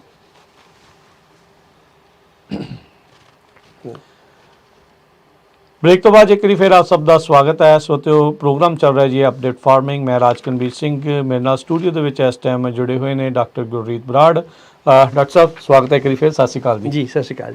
सो डॉक्टर साहब ब्रेक तो बाद दे विच हुण आपां गल करदे हां थोड़ी पिस्तियां दे बारे। ओहदी हुण क्रॉप दे विच इस टाइम की चल रहा है, की अपडेट्स आ जी? पिस्तियां दा इह है भी ऐतकी जिन्ने भी ऑर्चर्ड्स दे विच मैं गया, साडी यूनिवर्सिटी दे विच भी काफ़ी थां दे उत्ते क्रॉप ऐतकी लाइट है, ऑफ ईयर हैगा। ਠੀਕ ਹੈ। ਸੋ ਆਫ ਈਅਰ ਦਾ ਮਤਲਬ ਇਹ ਹੈ ਕਿ ਬੂਟੇ ਦੀ ਕ੍ਰੌਪ ਤਾਂ ਘਟਣੀ ਹੈ, ਉਹਦੀ ਡਿਮਾਂਡ ਵੀ ਇਸ ਤਰੀਕੇ ਨਾਲ ਘਟਣੀ ਹੈ। ਠੀਕ ਹੈ। ਜਿਹੜਾ ਨਾਈਟ੍ਰੋਜਨ ਬਜਟ ਤੁਸੀਂ ਜਾਂ ਸਾਰਾ ਬਜਟ ਪੋਟਾਸੀਅਮ ਦਾ ਪਾਉਣਾ, ਉਹ ਆਫ ਈਅਰ ਦੇ ਹਿਸਾਬ ਨਾਲ ਤੁਸੀਂ ਪਹਿਲਾਂ ਬਜਟ ਕਰ ਚੁੱਕੇ ਹੋ। ਠੀਕ ਹੈ। ਪਿਸਤੇ ਦੇ ਵਿੱਚ ਇਹ ਹੁੰਦਾ ਹੈ, ਰਾਈਟ ਨਾਓ ਆਪਾਂ ਹੁਣ ਅੱਜ 11 ਤਰੀਕ ਹੈ, ਸੋ ਅਸੀਂ 10-11 ਜੂਨ ਦੇ ਲਾਗੇ ਇੱਕ ਟ੍ਰਾਂਜੀਸ਼ਨ ਆਉਂਦੀ ਹੈ ਫਰੂਟ ਦੀ ਡਿਵੈਲਪਮੈਂਟ ਦੇ ਵਿੱਚ। ਇਹ ਬਹੁਤ ਇੰਪੋਰਟੈਂਟ ਅਹਿਮ ਟਾਈਮ ਹੈ। ਠੀਕ ਹੈ। ਹੁਣ ਤੱਕ ਕੀ ਹੁੰਦਾ ਹੈ, ਜਦੋਂ ਫਲ ਬਣਦਾ, ਨਟ ਸੈੱਟ ਹੁੰਦਾ, ਫਰੂਟ ਸੈੱਟ ਹੁੰਦਾ ਅਪ੍ਰੈਲ ਦੇ ਵਿੱਚ। ਫਰੂਟ ਸੈੱਟ ਤੋਂ ਬਾਅਦ ਪਿਸਤੇ ਦੇ ਵਿੱਚ ਬਦਾਮ ਨਾਲੋਂ ਜਾਂ ਅਖਰੋਟਾਂ ਨਾਲੋਂ ਇਹ ਡਿਫਰੈਂਟ ਹੈ ਕਿ ਪਿਸਤੇ ਦੇ ਵਿੱਚ ਸਿਰਫ ਖੋਲ ਬਣਦਾ। ਠੀਕ ਹੈ। ਜਿਹੜਾ ਅੰਦਰ ਉਹਦੇ ਗਿਰੀ ਹੈ ਉਹ ਵਧਣੀ ਸ਼ੁਰੂ ਨਹੀਂ ਹੁੰਦੀ। ਬਦਾਮਾਂ ਦੇ ਵਿੱਚ ਜਾਂ ਅਖਰੋਟ ਦੇ ਵਿੱਚ ਤਾਂ ਨਾਲ ਦੀ ਨਾਲ ਗਿਰੀ ਵੀ ਵਧਣੀ ਸ਼ੁਰੂ ਹੋ ਜਾਂਦੀ ਹੈ। ਸੋ ਦੋਵੇਂ ਪ੍ਰੋਸੈਸ ਇਕੱਠੇ ਚੱਲਦੇ ਆ। ਇਹਦੇ ਵਿੱਚ ਪਹਿਲਾਂ ਖੋਲ ਬਣਦਾ, ਜਿਹਨੂੰ ਆਪਾਂ ਸ਼ੈੱਲ ਕਹਿੰਦੇ ਹਾਂ। ਸੋ ਮਈ ਦੇ ਅਖੀਰ ਤੱਕ ਸ਼ੈੱਲ ਦੀ ਡਿਵੈਲਪਮੈਂਟ ਉਹ ਪੂਰੀ ਹੋ ਜਾਂਦੀ ਹੈ, ਉਹ ਸਾਈਜ਼ ਜਿੰਨਾ ਵੀ ਬਣਨਾ ਹੁੰਦਾ ਉਹ ਬਣ ਜਾਂਦਾ। ਹੁਣ ਤੱਕ ਐਂਬਰੀਓ ਜਿਹਨੇ ਗਿਰੀ ਬਣਾਉਣੀ ਅੰਦਰ, ਉਹ ਉੱਥੇ ਹੀ ਰੁਕਿਆ ਹੋਇਆ, ਬਿਲਕੁਲ ਪਿਨ ਹੈਡ ਵਰਗੀ ਸਥਿਤੀ। ਫਿਰ ਹਫਤਾ 10 ਦਿਨ ਜਿਹੜੇ ਜੂਨ ਦੇ ਪਹਿਲੇ, ਉਹ ਇਹੋ ਜਿਹੇ ਆਉਂਦੇ ਆ ਕਿ ਬੂਟਾ just sitting there doing nothing. ਉਦੋਂ ਉਹਦੀ ਕੋਈ ਫਰੂਟ ਦੀ ਡਿਵੈਲਪਮੈਂਟ ਦੇ ਵਿੱਚ ਕੋਈ ਬਹੁਤਾ ਯੋਗਦਾਨ ਨਹੀਂ ਪੈ ਰਿਹਾ ਹੁੰਦਾ। ਸੋ ਆਜ 10-11 ਜੂਨ ਥੋੜਾ ਬਹੁਤ ਅੱਗਾ ਪਿੱਛਾ ਮੌਸਮ ਦੇ ਹਿਸਾਬ ਨਾਲ ਹੋ ਜਾਂਦਾ। ਇਹਨਾਂ ਦਿਨਾਂ ਦੇ ਵਿੱਚ ਫਿਰ ਬੂਟਾ ਐਂਬਰੀਓ ਨੂੰ ਵਧਾਉਣਾ ਸ਼ੁਰੂ ਕਰਦਾ। ਫਿਰ ਨਟ ਗਰੋਥ ਹੁੰਦਾ। ਸੋ ਫਿਰ ਉਹਦੀ ਅੰਦਰਲੀ ਕਰਨਲ ਦੀ ਗਰੋਥ ਉਹ ਸ਼ੁਰੂ ਹੁੰਦੀ ਹੈ। ਸੋ ਇਹਨਾਂ ਦਿਨਾਂ ਦੇ ਵਿੱਚ ਜੇ ਸਵੀਅਰ ਵਾਟਰ ਸਟ੍ਰੈਸ ਆ ਜਾਵੇ, ਪਹਿਲਾਂ ਆਪਾਂ ਜਿਵੇਂ ਬਦਾਮਾਂ 'ਚ ਸਵੀਅਰ ਵਾਟਰ ਸਟ੍ਰੈਸ ਦੀ ਗੱਲ ਕੀਤੀ ਸੀ, ਇਹਨਾਂ ਦਿਨਾਂ 'ਚ ਜੇ ਸਵੀਅਰ ਵਾਟਰ ਸਟ੍ਰੈਸ ਆ ਜਾਂਦਾ ਤਾਂ ਉਹਦੀ ਅਬੋਰਸ਼ਨ ਹੋ ਸਕਦੀ ਹੈ। ਉਹ ਗਿਰੀ ਉਸ ਤੋਂ ਬਾਅਦ ਬਣੂਗੀ ਨਹੀਂ, ਉਹ ਬਲੈਂਕ ਨਟ ਹੋ ਸਕਦਾ। ਠੀਕ ਹੈ। ਸੋ ਇਹਨਾਂ ਦਿਨਾਂ ਦੇ ਵਿੱਚ ਇੱਕ ਤਾਂ ਵਾਟਰ ਸਟ੍ਰੈਸ ਤੇ ਨਿਊਟ੍ਰੀਐਂਟ ਸਟ੍ਰੈਸ ਨਹੀਂ ਹੋਣਾ ਚਾਹੀਦਾ ਬੂਟੇ ਨੂੰ। ਓਕੇ, ਠੀਕ ਹੈ। ਸੋ ਪਾਣੀ ਜਿਹੜਾ ਸਹੀ ਮਿਕਦਾਰ ਦੇ ਵਿੱਚ ਪੈਂਦਾ ਰਹੇ ਉਹਨੂੰ, ਜਿੰਨੀ ਬੂਟੇ ਦੀ ਡਿਮਾਂਡ ਹੈਗੀ ਉਨੀ ਆਪਾਂ ਨੂੰ ਲਾਜ਼ਮੀ ਪੂਰੀ ਕਰਨੀ ਚਾਹੀਦੀ ਹੈ। ਖਾਦ ਵੀ ਜਿਹੜੀ ਉਹ ਵੀ ਇਹਨਾਂ ਦਿਨਾਂ ਦੇ ਵਿੱਚ ਉਹ ਪ੍ਰੋਪਰ ਨਿਊਟ੍ਰੀਸ਼ਨ ਹੋਣੀ ਚਾਹੀਦੀ ਹੈ। ਠੀਕ ਹੈ। ਸੋ ਇੱਕ ਤਾਂ ਇਹ ਹੈ। ਦੂਜੀ ਚੀਜ਼ ਇਹ ਹੈ ਕਿ ਐਤਕੀ ਸਪਰਿੰਗ ਦਾ ਸੀਜ਼ਨ ਪਿਸਤਿਆਂ ਦੇ ਵਾਸਤੇ ਵੀ ਕਾਫੀ ਨਮੀ ਵਾਲਾ ਰਿਹਾ ਹੈ। ਖਾਸ ਤੌਰ ਉੱਤੇ ਬਹੁਤੀਆਂ ਥਾਵਾਂ ਦੇ ਵਿੱਚ ਜਿਹੜਾ ਹਫਤਾ ਫੁੱਲ ਪਏ ਸੀਗੇ, ਬਲੂਮ ਦੇ ਟਾਈਮ ਦੇ ਉੱਤੇ ਵੀ ਮੀਂਹ ਪਿਆ। ਪਿਸਤਿਆਂ ਦੇ ਵਿੱਚ ਬਲੂਮ ਦੇ ਟਾਈਮ ਦੇ ਉੱਤੇ ਮੀਂਹ ਪੈਣਾ ਗਲਤ ਹੈ, ਕਿਉਂਕਿ ਉਹਦੀ ਵਿੰਡ ਦੇ ਨਾਲ ਪੋਲੀਨੇਸ਼ਨ ਹੁੰਦੀ ਹੈ, ਪੋਲੀਨੇਸ਼ਨ ਤੇ ਫਰਕ ਪੈਂਦਾ ਹੈ। ਤੇ ਦੋ ਬਿਮਾਰੀਆਂ ਨੇ ਜਿਹੜੀਆਂ ਉੱਲੀ ਦੀਆਂ, ਬੋਟਰੀਸਫੇਰੀਆ ਤੇ ਬੋਟਰਾਈਟਸ। ਠੀਕ ਹੈ। ਉਹ ਐਤਕੀ spring early on late winter ਤੋਂ ਲੈ ਕੇ ਸਲਾਬੀ ਰਹੀ ਹੈ। ਅਕਸਰ ਪਿਸਤਿਆਂ ਦੇ ਬਾਗਾਂ ਦੇ ਵਿੱਚ ਦੇਖਿਆ ਵੀ ਦੋ ਬਿਮਾਰੀਆਂ ਘਰ ਕਰ ਜਾਂਦੀਆਂ। ਬੋਟਰਾਈਟਸ ਜਾਂ ਬੋਟਰੀਸਫੇਰੀਆ ਜੇ ਇੱਕ ਵਾਰੀ ਬਾਗ ਦੇ ਵਿੱਚ ਆ ਜਾਣ, ਫਿਰ ਉਹਨਾਂ ਨੂੰ ਬਾਗ ਚੋਂ ਬਾਹਰ ਕੱਢਣਾ ਬਹੁਤ ਔਖਾ ਹੈ। ਮਤਲਬ ਹਰ ਸਾਲ ਹੀ ਫਿਰ ਹਰ ਸਾਲ ਹੀ ਉਹਦਾ ਅਨੋਕੂਲਮ ਜਿਹੜੀ ਫੰਗਸ ਹੈ ਉਹ ਉੱਥੇ ਹੀ ਬੂਟੇ ਦੇ ਵਿੱਚ ਜਮ੍ਹਾਂ ਹੋ ਜਾਂਦੀ ਹੈ। ਅਗਲੇ ਸਾਲ ਫਿਰ ਉਹ ਸਿਰ ਚੁੱਕ ਲੈਂਦੀ ਹੈ, ਜਿਵੇਂ ਜਿਵੇਂ ਤਾਪਮਾਨ ਵਧੀ ਜਾਂਦੇ ਆ। ਹੁਣ ਤਾਪਮਾਨ ਪਿਛਲੇ ਦਿਨਾਂ ਦੇ ਵਿੱਚ ਵਧੇ ਹੈ, ਤਾਂ ਫਿਰ ਉਹ ਫੰਗਸ ਦਿਖਣੀ ਸ਼ੁਰੂ ਹੋ ਗਈ। UC ਦੇ ਰਿਸਰਚਰਸ ਨੇ ਇਹਦੇ ਬਾਰੇ ਕਾਫੀ ਵਧੀਆ ਮਾਡਲਸ ਬਣਾਏ ਨੇ। ਡਾਕਟਰ ਥੇਮਸ ਮਿਸ਼ਲਾਈਡਸ ਨੇ ਸਾਡੇ ਇੱਥੇ ਪਾਰਲੀਅਰ ਦੇ ਵਿੱਚ, ਉਹਨਾਂ ਨੇ ਬਹੁਤ ਜ਼ਿਆਦਾ ਕੰਮ ਕੀਤਾ ਇਹਦੇ ਉੱਤੇ। ਠੀਕ ਹੈ। ਉਹਨਾਂ ਦੇ ਮਾਡਲਸ ਦੇ ਹਿਸਾਬ ਦੇ ਨਾਲ ਉਹਨਾਂ ਨੇ 2 ਸਪਰੇ ਪ੍ਰੋਗਰਾਮ ਦੱਸਿਆ। ਇੱਕ ਤਾਂ ਸਪਰੇ ਅਰਲੀ ਔਨ ਹੋ ਜਾਂਦੀ ਹੈ, ਇੱਕ ਸਪਰੇ ਇਹਨਾਂ ਦਿਨਾਂ ਦੇ ਵਿੱਚ ਆਹ ਟਾਈਮ ਨੇ ਜਿਨ੍ਹਾਂ ਦੇ ਵਿੱਚ 2 ਸਪਰੇ ਪ੍ਰੋਗਰਾਮ ਫਿੱਟ ਪੈਂਦੀ ਹੈ। ਉਹ ਤੁਸੀਂ ਆਪਣੇ PCA ਦੇ ਨਾਲ ਉਹਦੀ ਟਾਈਮਿੰਗ ਤੇ ਉਹ ਸਾਰਾ ਪ੍ਰੋਡਕਟਸ ਵਗੈਰਾ ਉਹ ਸਾਰੇ ਕਰਕੇ। ਹਾਂਜੀ, ਇਹ ਉਹ ਬਿਮਾਰੀ ਤੋਂ ਬਚਣ ਦੇ ਲਈ ਹੋਈ ਹੈ। ਹਾਂ, ਜੇਕਰ ਤੁਹਾਡੇ ਬਾਗ ਦੇ ਵਿੱਚ ਬੋਟਰੀਸਫੇਰੀਆ ਤੁਹਾਨੂੰ ਨਜ਼ਰ ਆਈ ਹੈ, ਪਹਿਲਾਂ ਤੁਸੀਂ ਟੈਸਟ ਕੀਤੇ ਨੇ ਬਰਡਸ ਦੇ ਜਾਂ ਤੁਹਾਨੂੰ ਲੱਗਦਾ ਕਿ ਬੋਟਰੀਸਫੇਰੀਆ ਵੱਧ ਸਕਦੀ ਹੈ, ਤਾਂ ਇਹਨਾਂ ਦਿਨਾਂ ਦੇ ਵਿੱਚ ਤੁਸੀਂ ਅਗੇਨ ਜਿਹੜਾ ਉਹਦੀ ਟਾਈਮਿੰਗ ਹੈ, ਕਿਹੜਾ ਪ੍ਰੋਡਕਟ ਤੁਸੀਂ ਯੂਜ਼ ਕਰਨਾ, ਕਿਹੜੇ ਟਾਈਮ ਦੇ ਉੱਤੇ ਕਰਨਾ, ਉਹ ਸਾਰੀ ਸਪਰੇ ਦੀ ਡਿਟੇਲਸ ਆਪਣੇ PCA ਦੇ ਨਾਲ ਡਿਸਕਸ ਕਰ ਲਓ। ਪਰ ਇਹ ਗੱਲ ਆਪਾਂ ਨੂੰ ਪਤਾ ਹੋਣੀ ਚਾਹੀਦੀ ਕਿ 2 ਸਪਰੇ ਪ੍ਰੋਗਰਾਮ ਦੇ ਵਿੱਚ ਜਿਹੜੀ ਸਪਰੇ ਹੈਗੀ ਹੈ, ਇੱਕ ਸਪਰੇ ਉਹ ਇਹਨਾਂ ਦਿਨਾਂ ਦੇ ਵਿੱਚ ਰეკਮੈਂਡ ਕੀਤੀ ਗਈ ਹੈ। ਇਹ ਦੂਸਰੀ ਹੋਊਗੀ ਜੇ ਹੁਣ ਹੋਊਗੀ, ਇਹ ਦੂਸਰੀ ਹੋਊਗੀ, ਦੂਜੀ ਬਲੂਮ ਤੋਂ ਪਹਿਲਾਂ। 3 ਸਪਰੇ ਪ੍ਰੋਗਰਾਮ ਵੀ ਹੈਗਾ, ਜੇ ਜ਼ਿਆਦਾ ਸਵੀਅਰ ਹੈਗਾ ਤਾਂ ਫਿਰ ਉਹ 3 ਸਪਰੇ। 1 ਜਿਹੜੀ ਆ ਉਹ ਅਰਲੀ ਇਨ ਦਾ ਸਪਰਿੰਗ ਹੋ ਜਾਂਦੀ ਹੈ। ਸੋ ਇਹ ਫੋਲੀਅਰ ਸਪਰੇ ਹੁੰਦੀ ਹੈ, ਇਹ ਫੋਲੀਅਰ ਸਪਰੇ ਹੁੰਦੀ ਹੈ। ਠੀਕ ਹੈ। ਸੋ ਅਕਸਰ ਇਹਨਾਂ ਸਪਰੇਜ਼ ਦੇ ਵਿੱਚ ਅਗਲੀ ਗੱਲ ਜਿਹੜੀ ਹੈ, ਪਿਸਤਿਆਂ ਦੇ ਵਿੱਚ ਮਾਈਕਰੋ ਨਿਊਟ੍ਰੀਐਂਟਸ ਦੀ ਸਪਰੇ ਉਹ ਵੀ ਜੂਨ ਦੇ ਵਿੱਚ ਆਪਾਂ ਰეკਮੈਂਡ ਕਰਦੇ ਹਾਂ। ਠੀਕ ਹੈ। ਖਾਸ ਤੌਰ ਉੱਤੇ ਜ਼ਿੰਕ, ਬੋਰਨ, ਕਾਪਰ। ਅਕਸਰ ਆਪਾਂ ਦੇਖਦੇ ਹਾਂ ਕਿ ਪਿਸਤਿਆਂ ਦੇ ਬਾਗ ਦੇ ਜਦੋਂ ਤੁਸੀਂ ਕੰਟਰੀ ਸਾਈਡ ਡਰਾਈਵ ਕਰਦੇ ਹੋ ਨਾ, ਤਾਂ ਅਕਸਰ ਉੱਪਰ ਇਹੋ ਜਿਹੀਆਂ ਛਟੀਆਂ ਲਗਰਾਂ ਦਿਸਦੀਆਂ ਨੇ ਜਿਨ੍ਹਾਂ ਦੇ ਉੱਤੇ ਬਲਾਈਂਡ ਵੁੱਡ ਹੁੰਦੀ ਹੈ, ਜਿਨ੍ਹਾਂ ਦੇ ਉੱਤੇ ਕੋਈ ਪੱਤੇ ਨਹੀਂ ਦਿਖਦੇ। ਪਿਸਤਿਆਂ ਦੇ ਵਿੱਚ ਆਪਾਂ ਨੂੰ ਅਕਸਰ ਇਹ ਦਿਸ ਜਾਣਗੇ। ਅੱਛਾ। ਸੋ ਇਹ ਜਿਹੀਆਂ ਚੀਜ਼ਾਂ, ਜਾਂ ਫਲੈਗਿੰਗ ਹੋ ਜਾਂਦੀ ਹੈ। ਜਿਵੇਂ Flagging ਛਟੀ ਭਾਵ? ਵਿਪ ਜਿਵੇਂ ਛਟੀ ਹੋ ਗਈ ਆਪਣੀ ਲੰਬੀ, ਤੇ ਬੂਟੇ ਦੇ ਜਿਹੜੇ ਪੱਤੇ ਆ ਉਹ ਸੁੱਕ ਜਾਂਦੇ ਆ, ਭੂਰੇ ਹੋ ਜਾਂਦੇ ਆ, ਪਰ ਉੱਪਰ ਹੀ ਲੱਗੇ ਰਹਿੰਦੇ ਜਿਵੇਂ ਝੰਡਾ ਟੰਗਿਆ ਹੁੰਦਾ ਆਪਾਂ ਇੱਕ ਡੰਡੇ ਨਾਲ। ਠੀਕ ਹੈ। ਸੋ ਉਹਨੂੰ ਆਪਾਂ ਫਲੈਗਿੰਗ ਸਿੰਪਟਮਸ ਕਹਿੰਦੇ ਆ। ਓਕੇ। ਜਾਂ ਤਾਂ ਤੁਹਾਨੂੰ ਦਿਖਣਗੇ ਹੀ ਨਹੀਂ, ਗਰੋਥ ਬਡਸ ਡਾਈਬੈਕ ਹੋ ਜਾਣਗੀਆਂ, ਤੇ ਉਹ ਸਿਰਫ ਤੇ ਸਿਰਫ ਛਟੀ ਵਾਂਗੂ ਦਿਸੂਗੀ, ਉਹ ਨੰਗੀ ਬਲਾਈਂਡ ਵੁੱਡ, ਤੇ ਜਾਂ ਫਿਰ ਉਹ ਪੱਤੇ ਸੁੱਕੇ ਬਰਾਊਨ ਹੋਏ ਹੋਏ ਉਹ ਉੱਤੇ ਹੀ ਲੱਗੇ ਰਹਿਣਗੇ। ਸੋ ਇਹ ਅਕਸਰ ਕਾਪਰ ਦੀ ਡੈਫੀਸ਼ੀਐਂਸੀ ਕਰਕੇ ਹੁੰਦਾ। ਠੀਕ ਆ। ਸੋ ਕਾਪਰ, ਜ਼ਿੰਕ, ਬੋਰੋਨ ਦੀ ਡੈਫੀਸ਼ੀਐਂਸੀ ਨੂੰ ਪੂਰਾ ਕਰਨ ਵਾਸਤੇ ਜਾਂ ਉਹਨਾਂ ਦੀ ਮਿਕਦਾਰ ਸਹੀ ਰੱਖਣ ਵਾਸਤੇ ਇਹਨਾਂ ਦਿਨਾਂ ਦੇ ਵਿੱਚ, ਜੂਨ ਦੇ ਮਹੀਨੇ ਦੇ ਵਿੱਚ ਤਕਰੀਬਨ ਫੋਲੀਅਰ ਸਪਰੇ ਵੀ ਰეკਮੈਂਡ ਕੀਤੀ ਜਾਂਦੀ ਹੈ ਪਿਸਤਿਆਂ ਦੇ ਵਿੱਚ। ਠੀਕ ਆ। ਸੋ ਇੱਕ ਤਾਂ ਜਿਹੜਾ ਫੰਗਸ ਤੋਂ ਬਚਣ ਲਈ, ਤੇ ਇੱਕ ਜਿਹੜੇ ਮਾਈਕਰੋ ਨਿਊਟ੍ਰੀਐਂਟਸ ਆ ਉਸ ਦੇ ਲਈ, ਤੇ ਇਹਦੀ ਵਾਟਰ ਮੈਨੇਜਮੈਂਟ ਦੇ ਲਈ ਰਾਈਟ ਨਾਓ ਕਿੱਦਾਂ ਆ? ਇਹ ਵੀ ਜਿੱਦਾਂ ਐਲਮੰਡਸ ਦੇ ਵਾਂਗੂ ਤੁਸੀਂ ਦੱਸਿਆ ਵੀ little bit of water deficit ਦੇ ਨਾਲ ਬੈਟਰ ਹੁੰਦੇ ਆ, ਜਾਂ ਇਹਨੂੰ ਜਿੰਨੀ ਮਾਤਰਾ ਚਾਹੀਦੀ ਉਨੀ ਇਹ ਦਿੱਤੀ ਜਾਵੇ? ਰਿਸਰਚ ਜਿਹੜੀ ਹੋਈ ਹੈ ਰੈਗੂਲੇਟਡ ਡੈਫੀਸ਼ੀਟ ਇਰੀਗੇਸ਼ਨ ਦੇ ਉੱਤੇ, ਉਹ ਪਿਸਟੈਸ਼ੀਓ ਦੇ ਵਿੱਚ ਵੀ ਕਾਫੀ ਹੋਈ ਹੈ, ਆਲਮੰਡ ਦੇ ਵਿੱਚ ਵੀ ਕਾਫੀ ਹੋਈ ਹੈ, ਪਰ ਉਹਦੀ ਟਾਈਮਿੰਗ ਹੈ। ਡੈਫੀਸ਼ੀਟ ਇਰੀਗੇਸ਼ਨ ਦੇ ਵਿੱਚ ਸਭ ਤੋਂ ਵੱਡਾ ਮੁੱਦਾ ਟਾਈਮਿੰਗ ਦਾ ਹੀ ਹੈ ਕਿ ਟਾਈਮਿੰਗ ਕਦੋਂ ਲੱਭਣੀ ਹੈ, ਵੀ ਕਦੋਂ ਤੁਸੀਂ ਕਟੌਤੀ ਕਰਨੀ ਹੈ। ਜੇ ਅੱਗੇ ਪਿੱਛੇ ਕਟੌਤੀ ਕਰ ਲਈ ਤਾਂ ਉਹਦਾ ਫਾਇਦੇ ਨਾਲੋਂ ਨੁਕਸਾਨ ਜ਼ਿਆਦਾ ਹੋ ਸਕਦਾ ਹੈ। ਪਿਸਟੈਸ਼ੀਓ ਦੀ ਟਾਈਮਿੰਗ ਆਲਮੰਡਸ ਦੇ ਨਾਲੋਂ ਵੱਖਰੀ ਹੋਊਗੀ, ਥੋੜਾ ਲੇਟ ਜਾ ਕੇ, ਕਿਉਂਕਿ ਪਿਸਟੈਸ਼ੀਓ ਦੀ ਡਿਵੈਲਪਮੈਂਟ ਵੀ ਲੇਟ ਸ਼ੁਰੂ ਹੁੰਦੀ ਹੈ ਨਾ, 1.5 ਮਹੀਨਾ ਤਕਰੀਬਨ ਬਾਅਦ ਬਦਾਮਾਂ ਤੋਂ ਪਿਸਟੈਸ਼ੀਓ ਦੀ ਬਲੂਮ ਟਾਈਮ ਹੁੰਦਾ। ਸੋ ਇਹ ਪਿਸਟੈਸ਼ੀਓ ਵਾਸਤੇ ਕਾਫੀ ਅਰਲੀ ਹੈ। ਇਹਨਾਂ ਦਿਨਾਂ ਦੇ ਵਿੱਚ ਡੈਫੀਸ਼ੀਟ ਇਰੀਗੇਸ਼ਨ ਨਹੀਂ ਕਰਨੀ ਚਾਹੀਦੀ, ਵਾਟਰ ਸਟ੍ਰੈਸ ਨਹੀਂ ਹੋਣਾ ਚਾਹੀਦਾ। ਜਿਵੇਂ ਮੈਂ ਪਹਿਲਾਂ ਵੀ ਦੱਸਿਆ, ਐਮਬਰੀਓ ਦੀ ਵਧਣ ਦੀ ਸਟੇਜ ਹੈਗੀ ਹੈ। ਅੱਗੇ ਜਾ ਕੇ ਉਹਦੇ ਵਿੱਚ ਵਾਟਰ ਮੈਨੇਜਮੈਂਟ ਦੇ ਵਿੱਚ ਇੱਕ ਕੀ ਗੱਲ ਨੁਕਤਾ ਜਿਹੜਾ ਮੇਨ ਆਉਂਦਾ, ਖਾਸ ਤੌਰ 'ਤੇ ਆਲਟਰਨੇਰੀਆ ਇੱਕ ਬਿਮਾਰੀ ਹੈ। ਆਲਟਰਨੇਰੀਆ ਦੀ ਬਿਮਾਰੀ ਉਦੋਂ ਸਿਰ ਚੁੱਕਦੀ ਹੈ ਜਦੋਂ ਬੂਟੇ ਦੀ ਛਤਰੀ ਦੇ ਵਿੱਚ ਮੋਇਸਚਰ ਰਹਿੰਦਾ, ਠੀਕ ਹੈ, ਜ਼ਿਆਦਾ, ਖਾਸ ਤੌਰ 'ਤੇ ਜੇ ਆਪਣੇ ਸਪ੍ਰਿੰਕਲਰ ਚੱਲੀ ਜਾਂਦੇ ਆ ਤਾਂ ਜੁਲਾਈ ਦੇ ਵਿੱਚ ਜਾ ਕੇ, ਅੱਧ ਜੁਲਾਈ ਤੋਂ ਬਾਅਦ ਬੂਟੇ ਦੀ ਛਤਰੀ ਦੇ ਵਿੱਚ ਕਈ ਵਾਰੀ ਸੰਘਣੀ ਛਤਰੀ ਆ, ਆਪਾਂ ਸਹੀ ਤਰੀਕੇ ਨਾਲ ਕਾਂਟ ਛੰਟ ਨਹੀਂ ਕਰਦੇ, ਸੰਘਣੀਆਂ ਛਤਰੀਆਂ ਨੇ, ਕਈ ਵਾਰੀ ਬੂਟੇ ਤੋਂ ਬੂਟੇ ਦਾ ਵਕਫਾ ਆਪਾਂ ਘੱਟ ਰੱਖਿਆ ਹੁੰਦਾ, ਤਾਂ ਸਾਰੀਆਂ ਚੀਜ਼ਾਂ। ਅੱਛਾ, ਕਈ ਵਾਰੀ ਇਹ ਹੈ ਕਿ ਆਪਣੀ ਈਸਟ ਵੈਸਟ ਓਰੀਐਂਟੇਸ਼ਨ 'ਤੇ ਬੂਟੇ ਲੱਗੇ ਆ, ਆਪਣੀ ਹਵਾ ਉਹ ਨਾਰਥ ਸਾਊਥ ਵਗਦੀ ਹੈ, ਹਾਂਜੀ, ਸੋ ਉਹ ਵੈਂਟੀਲੇਸ਼ਨ ਨਹੀਂ ਹੁੰਦੀ। ਜਿਵੇਂ ਘਰਾਂ ਦੇ ਵਿੱਚ ਵੀ ਆਪਾਂ ਕਮਰੇ 'ਚ ਦੇਖਦੇ ਨਾ, ਹਵਾ ਲੰਘਦੀ ਰਹਿਣੀ ਚਾਹੀਦੀ, ਨਹੀਂ ਤਾਂ ਉਹ ਫੰਗਸ ਆ ਜਾਂਦੀ ਹੈ। ਬੂਟੇ ਦੀ ਛਤਰੀ ਦੇ ਵਿੱਚ ਵੀ ਇਹੀ ਚੀਜ਼ ਹੈ। ਇਹੋ ਜਿਹੇ ਕਈ ਫੈਕਟਰ ਰਲ ਕੇ ਆਲਟਰਨੇਰੀਆ ਬਿਮਾਰੀ ਲੇਟਰ ਸੀਜ਼ਨ ਦੇ ਵਿੱਚ, ਲੇਟ ਜੁਲਾਈ ਤੇ ਅਗਸਤ ਦੇ ਵਿੱਚ ਆਲਟਰਨੇਰੀਆ ਦੀ ਬਿਮਾਰੀ ਅਕਸਰ ਪ੍ਰੋਬਲਮ ਦਿੰਦੀ ਹੈ ਪਿਸਤਿਆਂ ਦੇ ਵਿੱਚ। ਸੋ ਉਦੋਂ ਯੂਨੀਵਰਸਿਟੀ ਦੀ ਰਿਸਰਚ ਇਹ ਰეკਮੈਂਡ ਕਰਦੀ ਹੈ ਕਿ ਅਗਸਤ ਦੇ ਪਹਿਲੇ ਦਿਨ 10 ਦਿਨ, ਪਹਿਲੀ ਤੋਂ 10 ਅਗਸਤ ਰਫਲੀ ਕਹਿ ਲਓ, ਉਦੋਂ ਪਾਣੀ ਦੇ ਵਿੱਚ ਥੋੜ੍ਹੀ ਜਿਹੀ ਕਟੌਤੀ ਕੀਤੀ ਜਾ ਸਕਦੀ ਹੈ, ਤਾਂ ਕਿ ਬੂਟੇ ਦੀ ਛਤਰੀ ਦੇ ਵਿੱਚ ਇੰਨੀ ਜ਼ਿਆਦਾ ਨਮੀ ਨਾ ਰਵੇ। ਸੋ ਉਦੋਂ ਜਾ ਕੇ ਪਿਸਟੈਸ਼ੀਓ ਦੇ ਵਿੱਚ ਕਟੌਤੀ ਦਾ ਟਾਈਮ ਆਉਂਦਾ। ਜੀ ਬਿਲਕੁਲ। ਤੇ ਹੁਣ ਤਾਂ ਜਿੱਦਾਂ ਆਪਾਂ ਨੂੰ ਪਤਾ ਵੀ ਗਰਮੀ ਵਧਣ ਲੱਗ ਗਈ ਆ, ਫਿਰ ਵੀ ਥੋੜ੍ਹੀ ਬਹੁਤੀ ਬੂਟੀ ਵੀਡ ਫਿਰ ਵੀ ਹੋਈ ਜਾਂਦੇ, ਨਦੀਨ ਫਿਰ ਵੀ ਹੋਈ ਜਾਂਦੇ ਆ, ਉਹਦੀ ਸਪਰੇਅ ਹੁਣ ਡਨ ਹੋ ਚੁੱਕੀ ਆ, ਉਹ ਖਤਮ ਆ ਕੰਮ, ਜਾਂ ਉਹਦੇ ਲਈ ਹੁਣ ਕੀ ਕਰਨਾ ਚਾਹੀਦਾ ਹੈ? ਜਿਹੜੀ ਵੈਸੇ ਪ੍ਰੀ ਇਮਰਜੈਂਟ ਵੀਡ ਸਪਰੇਅ, ਜਿਹੜੀ ਹਰਬੀਸਾਈਡ ਦੀ ਐਪਲੀਕੇਸ਼ਨ, ਜਿਹੜੀ ਸੀਜ਼ਨ ਉਹਨਾਂ ਦਾ ਚੰਗਾ ਕੰਟਰੋਲ, ਆਪਣਾ 90 ਦਿਨ 120 ਦਿਨ ਤੱਕ ਆਪਣਾ ਚੰਗਾ ਕੰਟਰੋਲ ਰਹਿ ਜਾਂਦਾ। ਮਿਡਲਸ ਦੇ ਵਿੱਚ ਫਿਰ ਉਸ ਤੋਂ ਬਾਅਦ, ਕਿਉਂਕਿ ਆਪਣੇ ਪਾਣੀ ਨਹੀਂ ਲੱਗਦਾ ਅਕਸਰ, ਜੇ ਤੁਹਾਡਾ ਫਰੋ ਇਰੀਗੇਸ਼ਨ ਹੈ ਜਾਂ ਫਲੱਡ ਇਰੀਗੇਸ਼ਨ ਹੈ ਤਾਂ ਵੱਖਰੀ ਗੱਲ ਹੈ, ਪਰ ਫੈਨ ਜੈਟ ਜਾਂ ਡ੍ਰਿਪ ਇਰੀਗੇਸ਼ਨ ਸਿਸਟਮ ਦੇ ਵਿੱਚ ਮਿਡਲਸ ਦੇ ਵਿੱਚ ਮਿਡਲਸ ਬੇਅਰ ਗਰਾਊਂਡ ਰਹਿੰਦੀ ਹੈ। ਸੋ ਹੁਣ ਟਾਈਮ ਹਾਰਵੈਸਟ ਦੇ ਲਈ ਮਿਡਲਸ ਪ੍ਰੈਪ, ਮਿਡਲਸ ਦੇ ਵਿੱਚ ਆਲਰੇਡੀ ਜਿਹੜੀ ਬਦਾਮਾਂ ਦੇ ਮਿਡਲ ਪ੍ਰੈਪ ਹੈਗੀ, ਗਰਾਊਂਡ ਪ੍ਰੈਪ, ਉਹ ਪ੍ਰੋਪਰ ਜਿਹੜੀ ਆ ਆਪਣੇ ਫਾਰਮਰ ਕਰਦੇ ਆ। ਉਹਦੇ ਵਿੱਚ ਇੱਕੋ ਹੀ ਚੀਜ਼ ਦਾ ਖਿਆਲ ਰੱਖਣਾ ਕਿ ਤੁਸੀਂ ਕੀੜੀਆਂ ਦੇ ਲਈ, ਖੈਰ ਹੁਣ ਟਾਈਮ ਲੇਟ ਹੁੰਦਾ ਜਾਂਦਾ ਕੀੜੀਆਂ ਦੀ ਰੋਕਥਾਮ ਵਾਸਤੇ।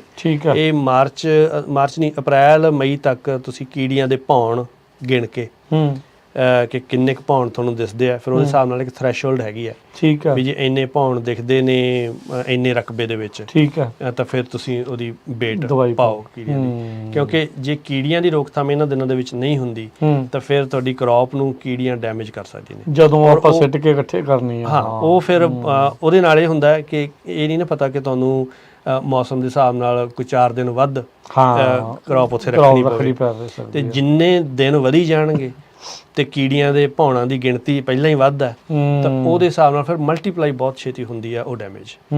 ਤਾਂ ਉਦੋਂ ਫਿਰ ਕੋਈ ਰੋਕਥਾਮ ਵੀ ਨਹੀਂ, ਕਿਉਂਕਿ ਤੁਸੀਂ ਫਸਲ ਚੁੱਕਣੀ ਹੁੰਦੀ ਹੈ, ਉਦੋਂ ਤੁਸੀਂ ਕੋਈ ਦਵਾਈ ਵੀ ਇਸ ਤਰ੍ਹਾਂ ਦੀ ਪਾ ਨਹੀਂ ਸਕਦੇ। ਸੋ ਉਹਦੇ ਲਈ ਆਹ ਟਾਈਮ ਹੈ ਪਿਛਲੇ ਮਹੀਨੇ ਅਪ੍ਰੈਲ ਤੋਂ ਤੁਸੀਂ ਸ਼ੁਰੂ ਕਰਕੇ ਮੋਨੀਟਰਿੰਗ। ਅੱਛਾ, ਮੋਨੀਟਰਿੰਗ ਦੀ ਗੱਲ ਜਿਹੜੀ ਚੱਲੀ ਹੈ, ਮੇਰੇ ਖਿਆਲ ਨਾਲ ਆਪਾਂ ਪ੍ਰੋਗਰਾਮ ਦੇ ਆਖਰੀ ਹਿੱਸੇ ਦੇ ਵਿੱਚ ਹੀ ਹੋਵਾਂਗੇ। ਹਾਂਜੀ, ਮੋਨੀਟਰਿੰਗ ਬਹੁਤ ਜ਼ਰੂਰੀ ਹੈ ਸਾਰੀਆਂ ਚੀਜ਼ਾਂ ਦੇ ਵਿੱਚ। ਨੇਵਲ ਔਰੇਂਜ ਵਰਮ ਦੀ ਤਾਂ ਕਾਫੀ ਜ਼ਿਆਦਾ ਡਿਟੇਲ ਦੇ ਉੱਤੇ ਰਿਸਰਚ ਹੋਈ ਹੈ, ਪਰ ਉਹਦੇ ਵਿੱਚ ਵੀ ਤੁਸੀਂ ਆਪਣੇ PCA ਦੇ ਨਾਲ ਤਾਲਮੇਲ ਦੇ ਵਿੱਚ ਹੋਵੋਗੇ ਕਿ ਨੇਵਲ ਔਰੇਂਜ ਵਰਮ ਦੀ ਸੈਕਿੰਡ ਫਲਾਈਟ ਹੈ ਜਿਹੜੀ ਐਗ ਲੇਇੰਗ ਹੈ, ਉਹਦਾ ਟਾਈਮ ਉਹ ਡਿਗਰੀ ਡੇਜ਼ ਮਾਡਲ ਹੈਗੇ, ਉਹ ਤੁਸੀਂ ਪ੍ਰੋਪਰ ਜਾਣਕਾਰੀ ਦੇ ਨਾਲ ਡਿਗਰੀ ਡੇਜ਼ ਮਾਡਲ ਫੋਲੋ ਕਰਕੇ ਉਹ ਕਾਫੀ ਪ੍ਰੀਸਾਈਜ਼ ਨੇ। ਠੀਕ ਹੈ। ਸੋ ਉਹਨਾਂ ਸਪਰੇਅ ਦੀ ਟਾਈਮਿੰਗ ਆਪਣੇ PCA ਦੇ ਨਾਲ ਜ਼ਰੂਰ ਕਰੋ। ਰੀਸੈਂਟਲੀ ਡਾਕਟਰ ਯਾਰ ਦੇ ਨਾਲ ਅਸੀਂ ਫ੍ਰੈਜ਼ਨੋ ਸਟੇਟ ਯੂਨੀਵਰਸਿਟੀ ਦੇ ਬਾਗਾਂ 'ਚ ਉੱਥੇ ਗਏ ਸੀਗੇ, ਤਾਂ ਆਪਾਂ ਦੇਖਿਆ ਸੀਗਾ ਮਮੀਜ਼ ਸੀਗੀਆਂ ਕਈ ਇੱਕ ਔਰਚਰਡ ਦੇ ਵਿੱਚ, ਤੇ ਉਹਨਾਂ ਮਮੀਜ਼ ਦੇ ਵਿੱਚ ਜਿਹੜਾ ਨੇਵਲ ਔਰੇਂਜ ਵਰਮ ਆ, ਇੱਕ ਦੀ ਸੁੰਡੀ ਦਿਖੀ ਤੇ ਇੱਕ ਜਿਹੜਾ ਕਕੂਨ ਬਣਾ ਕੇ ਸੀਗਾ ਵੀ ਉਹਨੇ ਫਲਾਈਟ ਕਰਨਾ ਸੀਗਾ। ਸੋ ਉਹ ਚੀਜ਼ਾਂ ਦਾ ਜਿਹੜਾ ਉਹ ਵੈਸੇ ਤਾਂ ਹੁਣ ਪਹਿਲਾਂ ਹੀ ਧਿਆਨ ਰੱਖਣਾ ਚਾਹੀਦਾ ਸੀਗਾ। ਉਹ ਤਾਂ ਸੈੱਟ ਹੋ ਚੁੱਕੇ ਨੇ ਜਿਹੜੇ ਟ੍ਰੈਪਸ ਨਾ, ਉਹ ਤਾਂ ਮਾਰਚ ਮਹੀਨੇ ਦੇ ਵਿੱਚ ਟ੍ਰੈਪ ਸੈੱਟ ਹੋ ਜਾਂਦੇ ਆ। ਤੁਸੀਂ ਹਰ ਹਫਤੇ ਟ੍ਰੈਪ ਰੀਡ ਕਰਦੇ ਹੋ। ਜਿਹੜੇ farmers on top of there game ਹੈਗੇ ਨੇ, ਜਿਹੜੇ ਆਪ ਵੀ ਤੁਰੇ ਫਿਰਦੇ ਚੈੱਕ ਕਰਦੇ ਨੇ ਜਾਂ PCA ਨਾਲ, ਉਹ ਸਾਰੀ ਟ੍ਰੈਪ ਚੈਕਿੰਗ ਉਹ ਚੱਲਦੀ ਹੈ। ਤੇ ਫਿਰ ਜਦੋਂ ਟ੍ਰੈਪਸ ਦੇ ਵਿੱਚ ਤੁਹਾਨੂੰ ਐਗਜ਼ ਮਿਲਣੇ ਸ਼ੁਰੂ ਹੁੰਦੇ ਆ, ਨਾਲ ਦੀ ਨਾਲ ਹੀ ਤੁਸੀਂ ਇਹ ਦੇਖਦੇ ਹੋ ਕਿ ਕਿੰਨੇ ਡਿਗਰੀ ਡੇਜ਼ ਹੋ ਗਏ ਆ, ਘੰਟੇ ਹੋ ਗਏ ਆ ਮੌਸਮ ਦੇ ਹਿਸਾਬ ਨਾਲ, ਤਾਂ ਫਿਰ ਉਹ ਤੁਸੀਂ ਡਿਸਾਈਡ ਕਰ ਲੈਂਦੇ ਹੋ। ਸੋ ਇਹ ਡਿਸੀਜਨ ਮੇਰਾ ਇੱਥੇ ਦੱਸਣ ਤੋਂ ਇਹੀ ਭਾਵ ਹੈ ਕਿ ਉਹ ਬਹੁਤੀ ਡਿਟੇਲ ਦੇ ਵਿੱਚ ਨਹੀਂ ਜਾਇਆ ਜਾ ਸਕਦਾ, ਬਹੁਤ ਸਾਰੇ ਫਾਰਮਰਸ ਪਹਿਲਾਂ ਹੀ ਫੋਲੋ ਕਰਦੇ ਉਸ ਚੀਜ਼ ਨੂੰ ਜੀ। ਮੇਰਾ ਇਹਨਾਂ ਦੱਸਣ ਤੋਂ ਇਹ ਭਾਵ ਹੈ ਕਿ ਇਹ ਸਾਰੀਆਂ ਕੈਲਕੂਲੇਸ਼ਨਸ ਬੜੀ ਡੂੰਘੀ ਰਿਸਰਚ ਤੋਂ ਬਾਅਦ ਕੀਤੀਆਂ ਜਾਂਦੀਆਂ, ਤਾਂ ਇਹਨਾਂ ਨੂੰ ਧਿਆਨ ਦੇ ਵਿੱਚ ਰੱਖਣਾ ਬਹੁਤ ਲਾਜ਼ਮੀ ਹੈ, ਕਿਉਂਕਿ ਉਹਦੇ ਨਾਲ ਬਹੁਤ ਸਾਰੀਆਂ ਚੀਜ਼ਾਂ ਦੇ ਉੱਤੇ ਇੰਪੈਕਟ ਪੈਂਦਾ। ਨਹੀਂ ਤਾਂ ਬੇਲੋੜੀਆਂ ਸਪਰੇਆਂ ਆਪਾਂ ਕਰਦੇ ਹਾਂ, ਉਹਦੇ ਨਾਲ ਇਨਵਾਇਰਨਮੈਂਟ ਤੇ ਫਰਕ ਪੈਂਦਾ, ਆਪਣੇ ਬਜਟ ਦੇ ਵਿੱਚ ਪ੍ਰੋਬਲਮ ਆਉਂਦੀ ਹੈ, ਬਜਟ ਤੇ ਫਰਕ ਪੈਂਦਾ। ਸੋ ਬਹੁਤ ਸਾਰੀਆਂ ਸਮੱਸਿਆਵਾਂ ਨੇ। ਨੈਗੇਟਿਵਿਟੀ ਫਿਰ ਕੌਨਸ ਉਹਦੇ ਜ਼ਿਆਦਾ ਆ, ਜਿਹੜੇ ਫਾਇਦੇ ਨਾਲੋਂ ਨੁਕਸਾਨ ਜਿਹੜੇ ਉਹ ਜ਼ਿਆਦਾ ਹੋ ਜਾਂਦੇ ਆ। ਸੋ ਸਰੋਤਿਓ, ਤੁਸੀਂ program update farming Punjabi radio USA ਦੇ ਉੱਤੇ ਜਿਹੜਾ ਉਹ ਸੁਣ ਰਹੇ ਆ, ਸੋਸ਼ਲ ਮੀਡੀਆ ਦੇ ਉੱਤੇ ਜਿਹੜਾ ਉਹ ਤੁਸੀਂ ਦੇਖ ਰਹੇ ਆ। ਆਪਣੇ ਨਾਲ ਇਸ ਟਾਈਮ ਫ੍ਰੈਜ਼ਨੋ ਸਟੇਟ ਯੂਨੀਵਰਸਿਟੀ ਤੋਂ ਡਾਕਟਰ ਗੁਰਰੀਤ ਬਰਾੜ ਗੱਲਬਾਤ ਕਰ ਰਹੇ ਆ। ਜਿਹੜੇ ਕ੍ਰੌਪਸ ਹੈਗੀਆਂ, ਨਟ ਕ੍ਰੌਪਸ ਆ, ਉਹਨਾਂ ਦੇ ਵਿੱਚ ਇਹਨਾਂ ਦਿਨਾਂ ਦੇ ਵਿੱਚ ਕੀ ਕੁਛ ਚੱਲ ਰਿਹਾ ਤੇ ਕਿਹੜੀਆਂ ਚੀਜ਼ਾਂ ਦਾ ਧਿਆਨ ਰੱਖਣਾ ਆ। ਡਾਕਟਰ ਬਰਾੜ, ਹੁਣ ਜੇ ਆਪਾਂ ਸਿਟਰਸ ਦੀ ਕੈਟਾਗਰੀ ਦੇ ਵਿੱਚ ਆਈਏ, ਉਹ ਤਾਂ ਹੁਣ ਸਾਰੇ ਤਕਰੀਬਨ ਸਾਰੇ ਲੈ ਗਏ ਆ, ਫਰੂਟ ਲੈ ਗਿਆ, ਅਗਲੇ ਦੇ ਫੁੱਲ ਵੀ ਪੈ ਗਏ, ਥੋੜੇ ਬਹੁਤਾ ਆਪਾਂ ਦੇਖਣਾ ਵੀ, ਫਲ ਵੀ ਦਿਖਣਾ, ਫਲ ਲੱਗੀ ਜਾਂਦਾ ਆ, ਉਹ ਦੇਖ ਰਿਹਾ ਆ। ਸੋ ਉਹਨਾਂ ਦੇ ਲਈ ਕੀ ਅਪਡੇਟ ਕੀ ਹੈ ਇਸ ਟਾਈਮ ਕਰਨ ਵਾਲਾ? ਸਿਟਰਸ ਦੇ ਵਿੱਚ ਬਾਕੀ ਤਾਂ ਸਾਰਾ ਕੁਝ ਰੂਟੀਨ ਤੇ ਚੱਲੀ ਜਾਂਦਾ। ਨਾਈਟ੍ਰੋਜਨ ਜਾਂ ਨਿਊਟ੍ਰੀਸ਼ਨ ਦਾ ਬਜਟ ਤੁਸੀਂ ਡਿਵੈਲਪ ਕਰ ਲੈਂਦੇ ਹੋ, ਹੁਣ ਫਲਾਂ ਦੀ ਡਿਵੈਲਪਮੈਂਟ ਚੱਲ ਰਹੀ ਹੈ। ਸੋ ਸਭ ਤੋਂ ਵੱਡਾ ਇਹਨਾਂ ਦਿਨਾਂ ਦੇ ਵਿੱਚ ਉਹ ਹਿਸਾਬ ਲਾ ਲਓ ਕਿ ਅਪ੍ਰੈਲ ਤੋਂ ਸ਼ੁਰੂ ਹੋ ਜਾਂਦਾ ਥ੍ਰਿਪ ਦਾ, ਫਲ ਦੇ ਉੱਤੇ ਥ੍ਰਿਪ ਦੀ ਡੈਮੇਜ। ਸੋ ਉਹ ਥ੍ਰਿਪ ਫਲ ਦੀ ਕੁਆਲਿਟੀ ਸਭ ਤੋਂ ਜ਼ਿਆਦਾ ਖਰਾਬ ਕਰਦਾ। ਕੀ ਚੀਜ਼ ਹੈ ਜਿਹਨੂੰ ਥ੍ਰਿਪ ਨੂੰ ਆਪਾਂ ਜੂੰ ਕਹਿ ਸਕਦੇ ਹਾਂ ਬੇਸਿਕਲੀ ਤਰੀਕੇ ਨਾਲ। ਓਕੇ, ਬਹੁਤ ਛੋਟਾ ਇੱਕ ਕੀੜਾ ਹੁੰਦਾ। ਠੀਕ ਹੈ ਜੀ। ਤੇ ਉਹ ਸਕੋਰਿੰਗ ਕਰ ਦਿੰਦਾ ਉਹਦੇ ਉੱਤੇ ਨਾ, ਇੱਦਾਂ ਬੂਟੇ ਦੀ ਜਿਹੜਾ ਫਲ ਹੁੰਦਾ, ਫਲ ਦੀ ਸਕਿਨ ਦੇ ਉੱਤੇ ਗੋਲ ਧਾਰਾ ਬਣਾ ਲੈਂਦਾ। ਓਕੇ, ਸੋ ਥ੍ਰਿਪ ਦੀ ਐਪਲੀਕੇਸ਼ਨਸ ਸਾਰੀ ਇੰਡਸਟਰੀ ਵਾਈਡ ਹੋ ਚੁੱਕੀਆਂ ਨੇ। ਓਕੇ, ਤਕਰੀਬਨ 3-4 ਹਫ਼ਤੇ ਪਹਿਲਾਂ ਇੰਡਸਟਰੀ ਵਾਈਡ ਉਹ ਹੋ ਗਿਆ ਸੀ। ਕਈ ਵਾਰੀ ਥ੍ਰਿਪ ਦਾ ਪ੍ਰੈਸ਼ਰ ਕਈ ਸੀਜ਼ਨ ਦੇ ਵਿੱਚ ਜ਼ਿਆਦਾ ਹੁੰਦਾ, ਐਤਕੀ ਥ੍ਰਿਪ ਦਾ ਪ੍ਰੈਸ਼ਰ ਘੱਟ ਦੇਖਣ ਨੂੰ ਮਿਲ ਰਿਹਾ। ਠੀਕ ਹੈ, ਮੈਂ ਆਪਣੇ ਵੀ ਬਾਗ ਦੇ ਵਿੱਚ ਦੇਖਿਆ ਉਹ ਵੱਧਦੇ ਜਾ ਰਹੇ ਨੇ ਫਲ, ਤੇ ਪਰ ਮੈਂ ਚੈੱਕ ਕੀਤਾ ਉਹਨਾਂ ਤੇ ਥ੍ਰਿਪ ਹੈ ਨਹੀਂਗਾ, ਨਹੀਂ ਡੈਮੇਜ। ਸੋ ਇੱਕੋ ਸਪਰੇਅ ਦੇ ਨਾਲ ਐਤਕੀ ਮੈਨੂੰ ਲੱਗਦਾ ਵੀ ਕੰਮ ਫਿਲਹਾਲ ਉਹ ਸਰ ਗਿਆ। ਸੋ ਉਹ ਆਪਣੇ ਤੁਸੀਂ PCA ਦੇ ਨਾਲ ਮੋਨੀਟਰ ਕਰਕੇ ਤੁਸੀਂ ਆਪਣੀ ਸਥਿਤੀ ਦੇਖੋ। ਹੋ ਸਕਦਾ ਕਿ ਥ੍ਰਿਪ ਦਾ ਪ੍ਰੈਸ਼ਰ ਇੰਨਾ ਨਾ ਹੋਵੇ ਤੇ ਤੁਹਾਨੂੰ ਸੈਕਿੰਡ ਜਿਹੜੀ ਥ੍ਰਿਪ ਸਪਰੇਅ ਉਹ ਨਾ ਕਰਨੀ ਪਵੇ। ਉਹਦੇ ਵਿੱਚ ਇੱਕੋ ਹੀ ਚੀਜ਼ ਹੈ ਕਿ ਹੁਣ ਜਦੋਂ ਸਿਟਰਸ ਦਾ ਫਲ ਪਿਨ ਹੈਡ ਤੋਂ ਸ਼ੁਰੂ ਹੁੰਦਾ, ਟਾਈਨੀ, ਬਿਲਕੁਲ, ਤਾਂ ਉਹ ਜਦੋਂ ਗੋਲਫ ਬਾਲ ਸਾਈਜ਼ ਦਾ ਬਣ ਜਾਂਦਾ, ਗੋਲਫ ਬਾਲ ਤੋਂ ਵੱਡਾ ਹੋ ਗਿਆ, ਟੈਨਿਸ ਦੀ ਬਾਲ ਵੱਲ ਨੂੰ ਵੱਧ ਗਿਆ, ਉਦੋਂ ਫਿਰ ਠੀਕ ਹੈ, ਤੁਸੀਂ ਸੇਫ ਜ਼ੋਨ 'ਚੋਂ। ਠੀਕ ਹੈ, ਉਹ ਜਿਹੜਾ ਉਸ ਟਾਈਮ ਦੇ ਉੱਤੇ ਜਦੋਂ ਫਰੂਟ ਸੈੱਟ ਹੁੰਦਾ, ਉਦੋਂ ਤੋਂ ਲੈ ਕੇ ਗੋਲਫ ਬਾਲ ਸਾਈਜ਼ ਬਣਨ ਤੱਕ, ਉਦੋਂ ਤੁਸੀਂ ਥ੍ਰਿਪ ਦੀ ਤੁਹਾਨੂੰ ਜ਼ਿਆਦਾ ਚਿੰਤਾ, ਉਦੋਂ ਸਭ ਤੋਂ ਜ਼ਿਆਦਾ ਰਿਸਕ। ਸੋ ਇਸ ਕਰਕੇ ਉਹਨਾਂ ਦਿਨਾਂ ਦੇ ਵਿੱਚ ਤੁਸੀਂ ਆਪਣਾ ਨਿਊਟ੍ਰੀਸ਼ਨ ਪ੍ਰੋਗਰਾਮ ਪੂਰਾ ਸਹੀ ਰੱਖਣਾ ਹੈ। ਤਾਂ ਕਿ ਜਿੰਨੀ ਨਾਈਟ੍ਰੋਜਨ ਪੋਟਾਸੀਅਮ ਤੁਸੀਂ ਦੇ ਸਕਦੇ ਹੋ ਜਿੰਨਾ ਮੈਕਸਿਮਮ ਤੁਸੀਂ ਰੇਟ ਤੁਸੀਂ ਤੈਅ ਕੀਤੀ ਹੈ ਤਾਂ ਫਟਾਫਟ ਉਹਨੂੰ ਉਸ ਸਾਈਜ਼ ਤੱਕ ਲੈ ਕੇ ਆਓ। ਜੇ ਤੁਸੀਂ ਉਹ ਡਿਲੇ ਕਰ ਦਿਓਗੇ ਤਾਂ ਉਹ ਲੰਬਾ ਸਮਾਂ ਬੂਟੇ ਨੇ ਉਹਨੇ ਛੋਟਾ ਹੀ ਰਹਿਣਾ ਫਲ ਨੇ, ਤਾਂ ਫਿਰ ਵਧਣਾ ਨਹੀਂ ਉਹਨੇ, ਥ੍ਰਿਪ ਦੀ ਜ਼ਿਆਦਾ ਡੈਮੇਜ ਫਿਰ ਉਹਦੇ ਤੇ ਜ਼ਿਆਦਾ ਹੋ ਸਕਦੀ ਹੈ। ਤੇ ਇਹ ਯੂਜੂਲੀ ਕਿਹੜਾ ਟਾਈਮ ਹੁੰਦਾ, ਕਿੰਨੇ ਕੁ ਟਾਈਮ ਦੇ ਵਿੱਚ ਜਿਹੜਾ ਗੋਲਫ ਬਾਲ ਤੱਕ ਜਿਹੜਾ ਉਹ ਚਲੇ ਜਾਂਦਾ ਹੈ? ਇਹ ਹੁਣ ਵੈਰਾਈਟੀਆਂ ਸਿਟਰਸ ਦੀਆਂ ਇੰਨੀਆਂ ਜ਼ਿਆਦਾ ਨੇ, ਬਹੁਤ ਜ਼ਿਆਦਾ। ਪਹਿਲਾਂ ਤਾਂ ਸਿਟਰਸ ਦੀਆਂ ਟਾਈਪਸ ਹੀ ਇੰਨੀਆਂ ਜ਼ਿਆਦਾ, ਨਿੰਬੂ ਆ, ਸੰਤਰੇ ਆ, ਚਕੋਤਰੇ ਹੋ ਗਏ, ਗ੍ਰੇਪ ਫਰੂਟਸ ਹੋ ਗਏ, ਫਿਰ ਉਹਨਾਂ ਦੇ ਵਿੱਚ ਗਾਹਾਂ ਵੈਰਾਈਟੀਆਂ ਨੇ, ਕੋਈ ਅਰਲੀ ਵੈਰਾਈਟੀ ਆ, ਕੋਈ ਲੇਟ ਵੈਰਾਈਟੀ ਆ। ਸੋ ਉਹ ਵੈਰਾਈਟੀ ਦੇ ਹਿਸਾਬ ਦੇ ਨਾਲ ਹੀ ਆ, ਸੋ ਜਨਰਲਾਈਜ਼ ਨਹੀਂ ਹੋ ਸਕਦਾ। ਹਾਂ, ਜਨਰਲਾਈਜ਼ ਨਹੀਂ ਹੋ ਸਕਦਾ। ਪਰ ਮੈਂ ਦੇਖ ਰਿਹਾ ਕਿ ਹੁਣ ਮੇਰੇ ਖੇਤ ਦੇ ਵਿੱਚ ਨਿੰਬੂ ਹੈ ਜਾਂ ਗ੍ਰੇਪ ਫਰੂਟਸ ਆ, ਠੀਕ ਹੈ, ਜਾਂ ਕੁਛ ਸੰਤਰੇ ਹੈਗੇ ਨੇ ਜਿਹੜੇ ਉਹ ਉਸ ਸਟੇਜ ਤੋਂ ਪਾਰ ਲੱਗ ਰਹੇ। ਅੱਛਾ, ਗੋਲਫ ਬਾਲ ਤੋਂ ਪਾਰ ਜਿਹੜੇ ਉਹ ਗੋਲਫ ਬਾਲ ਸਾਈਜ਼ ਦੇ ਦਿਖ ਰਹੇ ਨੇ ਹੁਣ ਇਸ ਤੋਂ ਅੱਗੇ ਜਿਹੜੇ ਉਹ। ਅੱਛਾ, ਇਹਦੇ ਵਿੱਚ ਮੋਨੀਟਰਿੰਗ ਦੀ ਗੱਲ ਚੱਲੀਏ ਨਾ, ਤਾਂ ਮੈਂ ਆਪਣਾ ਕੁਝ ਚੀਜ਼ਾਂ ਨਾ, ਮੈਂ ਆਪਣੇ ਕੁਝ ਨੁਕਤੇ ਅਕਸਰ ਦੱਸਦਾ ਹੁੰਦਾ, ਮੈਂ ਆਪਣੇ ਸਰੋਤੇ ਨਾਲ ਰੇਡੀਓ ਤੇ ਵੀ ਸ਼ੇਅਰ ਕਰਦਾ ਹੁੰਦਾ। ਮੈਂ ਟੂਲ ਕਿੱਟ ਇੱਕ ਗੱਲ ਕਰਨਾ ਕਿ ਬਹੁਤ ਜ਼ਰੂਰੀ ਹੈ। ਤੁਸੀਂ ਖਾਸ ਤੌਰ 'ਤੇ ਜਿਵੇਂ ਮੈਂ ਪਹਿਲਾਂ ਕਿਹਾ ਕਿ ਜਿਹੜੇ ਫਾਰਮਰਸ ਕਰਦੇ ਨੇ ਮੋਨੀਟਰਿੰਗ, ਤੁਰੇ ਫਿਰਦੇ ਆਪਣੀ ਬਾਗ ਨੂੰ ਦੇਖਦੇ ਆ, ਉਹਨਾਂ ਕੋਲ ਤਾਂ ਆਲਰੇਡੀ ਹੁੰਦੀਆਂ ਇਹ ਚੀਜ਼ਾਂ, ਪਰ ਇਹ ਆ 6 ਜਾਂ 7 ਚੀਜ਼ਾਂ ਮੈਂ ਲਿਸਟ ਬਣਾ ਕੇ ਰੱਖਦਾ ਹੁੰਦਾ ਵੀ ਇਹ ਹੋਣੀਆਂ ਚਾਹੀਦੀਆਂ। ਮੈਂ ਕਹਿੰਦਾ ਵੀ ਤੁਹਾਡੇ ਕੋਲੇ ਤੁਹਾਡੇ ਪਿਕਅਪ ਟਰੱਕ ਦੇ ਵਿੱਚ ਸਾਈਡ ਤੇ ਹੋਣੀਆਂ ਚਾਹੀਦੀਆਂ ਨੇ। ਠੀਕ ਆ, ਜੇ ਨਹੀਂ ਹੈਗੀਆਂ ਤਾਂ ਤੁਸੀਂ ਉਹ ਖਰੀਦ ਲਓ, ਕੋਈ ਬਾਹਲੀ ਵੱਡੀ ਇਨਵੈਸਟਮੈਂਟ ਨਹੀਂ ਹੈ। ਕੀ ਚੀਜ਼ਾਂ? ਪਹਿਲੀ ਤਾਂ ਗੱਲ ਹੈ ਹੈਂਡ ਲੈਂਸ। ਹੈਂਡ ਲੈਂਸ ਤੁਹਾਡੀ ਜੇਬ 'ਚ ਤੁਰੇ ਫਿਰਦੇ ਹੋਣਾ ਚਾਹੀਦਾ। ਹੁਣ ਆਪਾਂ ਥ੍ਰਿਪ ਦੀ ਗੱਲ ਕੀਤੀ ਜਾਂ ਮਾਈਟਸ ਦੀ ਆਪਾਂ ਗੱਲ ਕਰਦੇ ਹਾਂ ਪਿਸਤਿਆਂ ਦੇ ਵਿੱਚ ਜਾਂ ਬਦਾਮਾਂ ਦੇ ਵਿੱਚ, ਤਾਂ ਉਹ ਮਾਈਟਸ ਹੈ ਜਾਂ ਥ੍ਰਿਪ ਹੈ, ਇਹੋ ਜਿਹੇ ਜੂਆਂ ਵਰਗੇ ਬਰੀਕ ਨੇ, ਤੁਹਾਨੂੰ ਨੰਗੀ ਅੱਖ ਨਾਲ ਨਹੀਂ ਦਿਸਦੇ। ਸੋ ਤੁਸੀਂ ਤੁਰੇ ਫਿਰਦੇ ਮੋਨੀਟਰਿੰਗ ਜੇ ਕਰਨੀ ਹੈ ਤਾਂ ਹੈਂਡ ਲੈਂਸ ਦੀ ਬਹੁਤ ਜ਼ਰੂਰਤ ਪੈਂਦੀ ਹੈ। ਠੀਕ ਹੈ। ਇੱਕ ਤੁਹਾਡੇ ਕੋਲੇ ਔਗਰ ਹੋਣਾ ਚਾਹੀਦਾ ਛੋਟਾ, ਜਿਹੜਾ ਮਿੱਟੀ ਨੂੰ ਚੈੱਕ ਕਰਨ ਵਾਲਾ। ਸੋ ਉਹ ਤੁਰੇ ਫਿਰਦੇ ਔਗਰ ਦੇਖ ਕੇ, ਉਹ 2 ਫੁੱਟ ਦਾ ਔਗਰ ਹੁੰਦਾ, ਤਾਂ ਉਹਦੇ 'ਚ ਇਹ ਮਿੱਟੀ 'ਚ ਕਿੰਨੀ ਕੁ ਨਮੀ ਹੈ, ਪਾਣੀ ਦੀ ਲੋੜ ਹੈ ਜਾਂ ਸਟ੍ਰੈਸ ਹੈ, ਉਸ ਤਰੀਕੇ ਨਾਲ ਔਗਰ ਜ਼ਰੂਰ ਹੈ ਚੈੱਕ ਕਰਨਾ। ਇੱਕ ਅਨੀਮੋਮੀਟਰ ਦੀ ਆਪਾਂ ਅਕਸਰ ਗੱਲ ਕਰ ਰਹੇ ਹਾਂ। ਹੁਣ ਪੈਸਟੀਸਾਈਡ ਦਾ ਟਾਈਮ ਹੈ, ਤਾਂ ਪੈਸਟੀਸਾਈਡ ਸਪਰੇਅ ਦੇ ਵਿੱਚ ਡ੍ਰਿਫਟ ਬਹੁਤ ਵੱਡਾ ਇਸ਼ੂ ਹੈ। ਹਵਾ ਦੀ ਸਪੀਡ ਦੇ ਹਿਸਾਬ ਨਾਲ ਜਿਹੜੇ ਲੇਬਲ ਦੇ ਉੱਤੇ ਹਵਾ ਦੀ ਸਪੀਡ ਲਿਖੀ ਹੈ ਉਦੋਂ ਘੱਟ ਹੋਣੀ ਚਾਹੀਦੀ ਹੈ। ਪਹਿਲੀ ਤਾਂ ਗੱਲ, ਕਿਉਂਕਿ ਕਾਨੂੰਨਨ ਆਪਾਂ ਨੂੰ ਉਹ ਕਰਨੀ ਚਾਹੀਦੀ ਹੈ। ਉਹਦੇ ਨਾਲ এনवायरमेंट ਦਾ ਵੀ ਨੁਕਸਾਨ ਹੁੰਦਾ, ਫਸਲਾਂ ਦਾ ਵੀ ਬਹੁਤ ਕੁਝ ਨੁਕਸਾਨ ਹੁੰਦਾ। ਸੋ ਅਨੀਮੋਮੀਟਰ ਇੱਕ ਐਵੇਂ $15-20 ਦਾ ਐਮਾਜ਼ੋਨ ਜਾਂ ਕਿਸੇ ਵੀ ਥਾਂ ਤੋਂ ਤੁਹਾਨੂੰ ਮਿਲ ਜਾਂਦਾ, ਉਹ ਵੀ ਪਾਕਟ ਦੇ ਵਿੱਚ ਆ ਜਾਂਦਾ।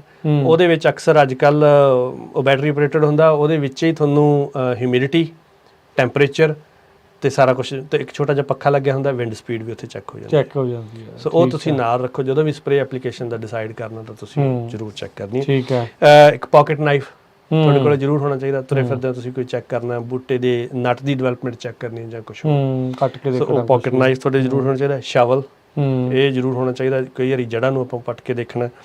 ਤੇ ਹੈਂਡ ਪ੍ਰੂਨਰ, ਹੱਥ ਵਾਲੀ ਜਿਹੜੀ ਕੈਂਚੀ, ਉਹ ਜ਼ਰੂਰ ਹੋਣੀ ਚਾਹੀਦੀ ਹੈ। ਜੇ ਤੁਹਾਡੇ ਕੋਲ ਵੱਡੀਆਂ ਪ੍ਰੂਨਿੰਗ ਸ਼ੀਅਰਸ ਹੈਗੀਆਂ ਤਾਂ ਉਹ ਵੀ ਤੁਸੀਂ ਨਾਲ ਰੱਖ ਸਕਦੇ। ਤੇ ਅਖੀਰਲੀ ਚੀਜ਼ ਜਿਹੜੀ ਹੈ, ਉਹ ਮੇਰੇ ਵੀ ਅੱਜ ਮੈਂ ਵੀ ਫੀਲਡ 'ਚੋਂ ਕੰਮ ਕਰਕੇ ਆਇਆ, ਬੈਗ, ਸੈਂਪਲਿੰਗ ਬੈਗ, ਜ਼ਿਪਲੌਕ ਜਾਂ ਕੋਈ ਵੀ ਇਹੋ ਜਿਹੇ ਬੈਗ, ਇਹ ਜ਼ਰੂਰ ਤੁਸੀਂ ਨਾਲ ਰੱਖੋ।